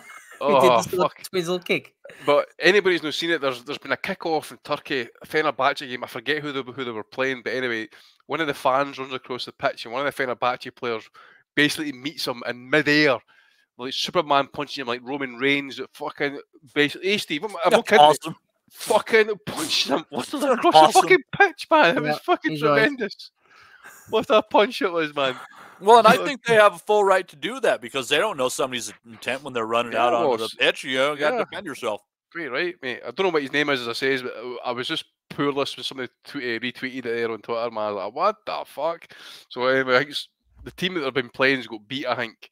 And these players have been celebrating in the middle of the fucking pitch, and the fans had no liked it. Being the Turks, obviously, and that they're fucking ready to pitch. And your man here's just fucking volleyed this cunt with a punch in mid-air, man. Fucking shot at us. It was a great shot. Sounds like he put up more than Hammer. This is definitely belly of the week territory. Absolute nothing fight, apparently, and then Hammer just quit. Oh, fuck's sake. Stop. Somebody was... Who was showing that fight? You said it was YouTube, Steve. The boys in the chat were saying, I think YouTube, but I didn't even look for it, to be honest with you, Andy. No, I wasn't looking for a fucking Dillian fight, mate. Fucking hell. Unless it was a replay of the Povetkin knockout, then I ain't fucking interested. He'll be back on Sky quicker than Boy and Ben Shalom anyway. We'll nominate him. In Ireland or Northern Ireland? Yeah, Ireland. It was in Castlebar on the West Coast. No shit. Lovely place. I've been there before for Bernard Dunn fights. I figured nobody would go there, so no chance of a bombing. No, I didn't go. Hopefully not. You just knew when we got word last night that there's going to be word breaking about a British promoter. It's Uncle Ben, isn't it? It's Ben Shalom. It wasn't streamed. It wasn't streamed, apparently. So fake news from Wellington. So I didn't see it. The boys are saying that someone from Ringside was putting up footage. Right. They are. Uncle Ben Shalom's Okra Soup. Yeah. Live tweets from people who were there, apparently. So it did happen. If Christian Hammer quits after 3 rounds and there's no one there to see it. Did it even happen at all? Right, so let's go through them quickly and get out of here because we've had enough now. Tony was nominated for his beard. Fat guy having the weight advantage. Another fat guy being sick in a bucket. Shane Mosley, big prospect. There's Joe Biden, a.k.a. Barry. We had the hype boxing opponent, as revealed by Andy. The money team vaping away. And we've got Ryan Garcia. And again, I'm seeing a pattern here. Bill Haney going in on Garcia. Garcia coming back. Garcia again. Leonard Ellaby getting snagged by Company Nelson. Erickson Lubin going in the WBC. Tommy Fury as well. And also the It's guy. bigger than boxing. Manny Pacquiao is here. So, I think I know That's who he is. He's trying to be Arnie. That's who he's trying to be. Nice. That's what he's trying to be. Yeah, I just in the book of the dude was told. I just nominated Ben off the cuff there. It's a bit sort of boring at the moment, isn't it? The whole Ben Shalom thing. We know he's up to no good, or it seems like that way. And smarter people than us can dissect it for you, will you, Stan? But yeah, I've nominated Ben. Who are you going for, Matto? I kind of think I want to go with the promoters of that Rockman Jr. fight. The fact that it's against like a Kanye West impersonator, like, what the fuck? That's terrible, like, isn't it? What are the guys' fighting credentials? It's just like, now we just found like the 200-pound guy who looks like Kanye. Like, okay. That's what's getting my vote as well, mate. I thought it would maybe it would be like an over the hill 45-year-old heavyweight. That's what I thought too, like Michael Dokes or something coming out in a wheelchair. But not, I mean that's terrible, that isn't it, man? No, yeah, it's absolutely awful. But I truly hope he came out to like Gold Digger or something like that, because Kanye sucks, but that was still a jam. And are you going the same? Yeah, mate. As I said last week, in that they are running the risk, really are running the risk that something like this is going to go south quickly. And as I say, if it does ever happen, loads of people are going to see the door getting firmly shut behind them, and they're not going to get another fucking chance, purely based on fucking greed. I mean, you basically got a qualified fighter here, or some description at least, fighting a fucking ranked novice, an impersonator. This is where we're coming. You're paying $20 for the fucking privilege of that shit. I mean, come on to fuck. Seriously, come on to fuck. Can you imagine, like, you're waiting for that to happen? Like, it's, the Royal Rumble, and you're, like, waiting, you're counting down. Who's the next wrestler who's going to come out? And then you have a fucking Kanye West impersonator. It's like, fucking awful is that? I mean, honestly, I'm sure all 40 people who paid for it were disappointed. About Wayne Rooney out under? That's what, exactly. This is where, hey, listen, Wayne Rooney was apparently, Eddie Hearn apparently offered him a fight. Did you see that interview he did on Overlap? No. They're talking about him fighting Vardy, aren't they? Jamie Vardy. Going to be a fight against a Maradona impersonator? No, but they definitely, Wayne Rooney mentioned it. I'm sure it was about a month ago he mentioned about potentially going into boxing. I don't think he was like, nah. I saw that, yeah. Aye. But again, this is what I'm saying. I mean, this was what the premise they sold us on was like this shock. Oh, it's a mystery opponent. We've got fucking boxing shows going on here with fucking tag teams. We've got fucking guys jumping across for MMA into boxing, right? And everyone's getting fucking right. We've got porn stars think they can fucking box, right? What the fuck is going on, man? I dare say if we wanted to, we could fucking go and do it, earn a wee bit of money. But what's the fucking point of risking their fucking health and lives there, man? Risking shame and embarrassment. Mate, you know yourself, you've been back in the gym recently, man. I used to hate about the sparring. I used to hate the headaches, man. And that's when you know, if once you get older than that, you fucking know the signs, the headaches that lasting 2-3 days just isn't fucking good, man. And these guys, we've seen that young woman getting fucking iced in the Top Rank show, remember? Mm. What the fuck? The quality, Des was mentioning about the amateurs not there and that, back in the day, the quality was there, but it's not there anymore. And again, you're bringing in this shite. Mike Tyson, Logan Paul, what's his name? Jake Paul. I still don't know that this impersonator could have been any worse than Headley Scott. Oh yeah, he's terrible, him. So then that was, against a truly qualified professional, not the offspring of a truly qualified professional. I wonder who sanctions Headley Scott, but anyway, we'll discuss that another time. Tom Smith says Rackman fighting the 2-pack hologram next. Not if Ryan Garcia has anything to do with it. I was going to nominate Garcia, but he's been outvoted. That's where Garcia is going to end up fighting next, in a padded cell in the metaverse with Wi-Fi connection. Hype Boxing has won the award this week. Hasim Rackman Jr. versus the mystery opponent. They're the week winners for episode 564. And that will do us. Easy as pissed. Yeah, exactly. Beatbot Boop was the sole super chatter. A lot of tight bastards out there tonight. Beatbot Boop stepping up to the plate with £2. Shout out to Des for coming on as well. Andy was with us, so was Matty. Matty will be back in the hot seat next week. let's play the outro. We're going to be talking a bit of Thurman Sue next week, actually, previewing that big fight. I've been Steve Wellings. Don't forget to hit the like and subscribe. We'll catch you all again same time, same place next week, and bye. We'll never forget. I think that's good happening. Go to animals! We want to be honest, yeah? Crying like a little bitch. I've never met a fucking Solank that can fight me. I fell asleep. I fell asleep. You're a fucking bum, you're a fucking asshole. Rumpo fucking Stiltskin. But allegedly, Oscar Rivas has failed a test. 7-year ain't. 7-year ain't. I will fucking smash. Fuck you. I hope you fucking die. Be safe. I love boxing sounds. Simple as that.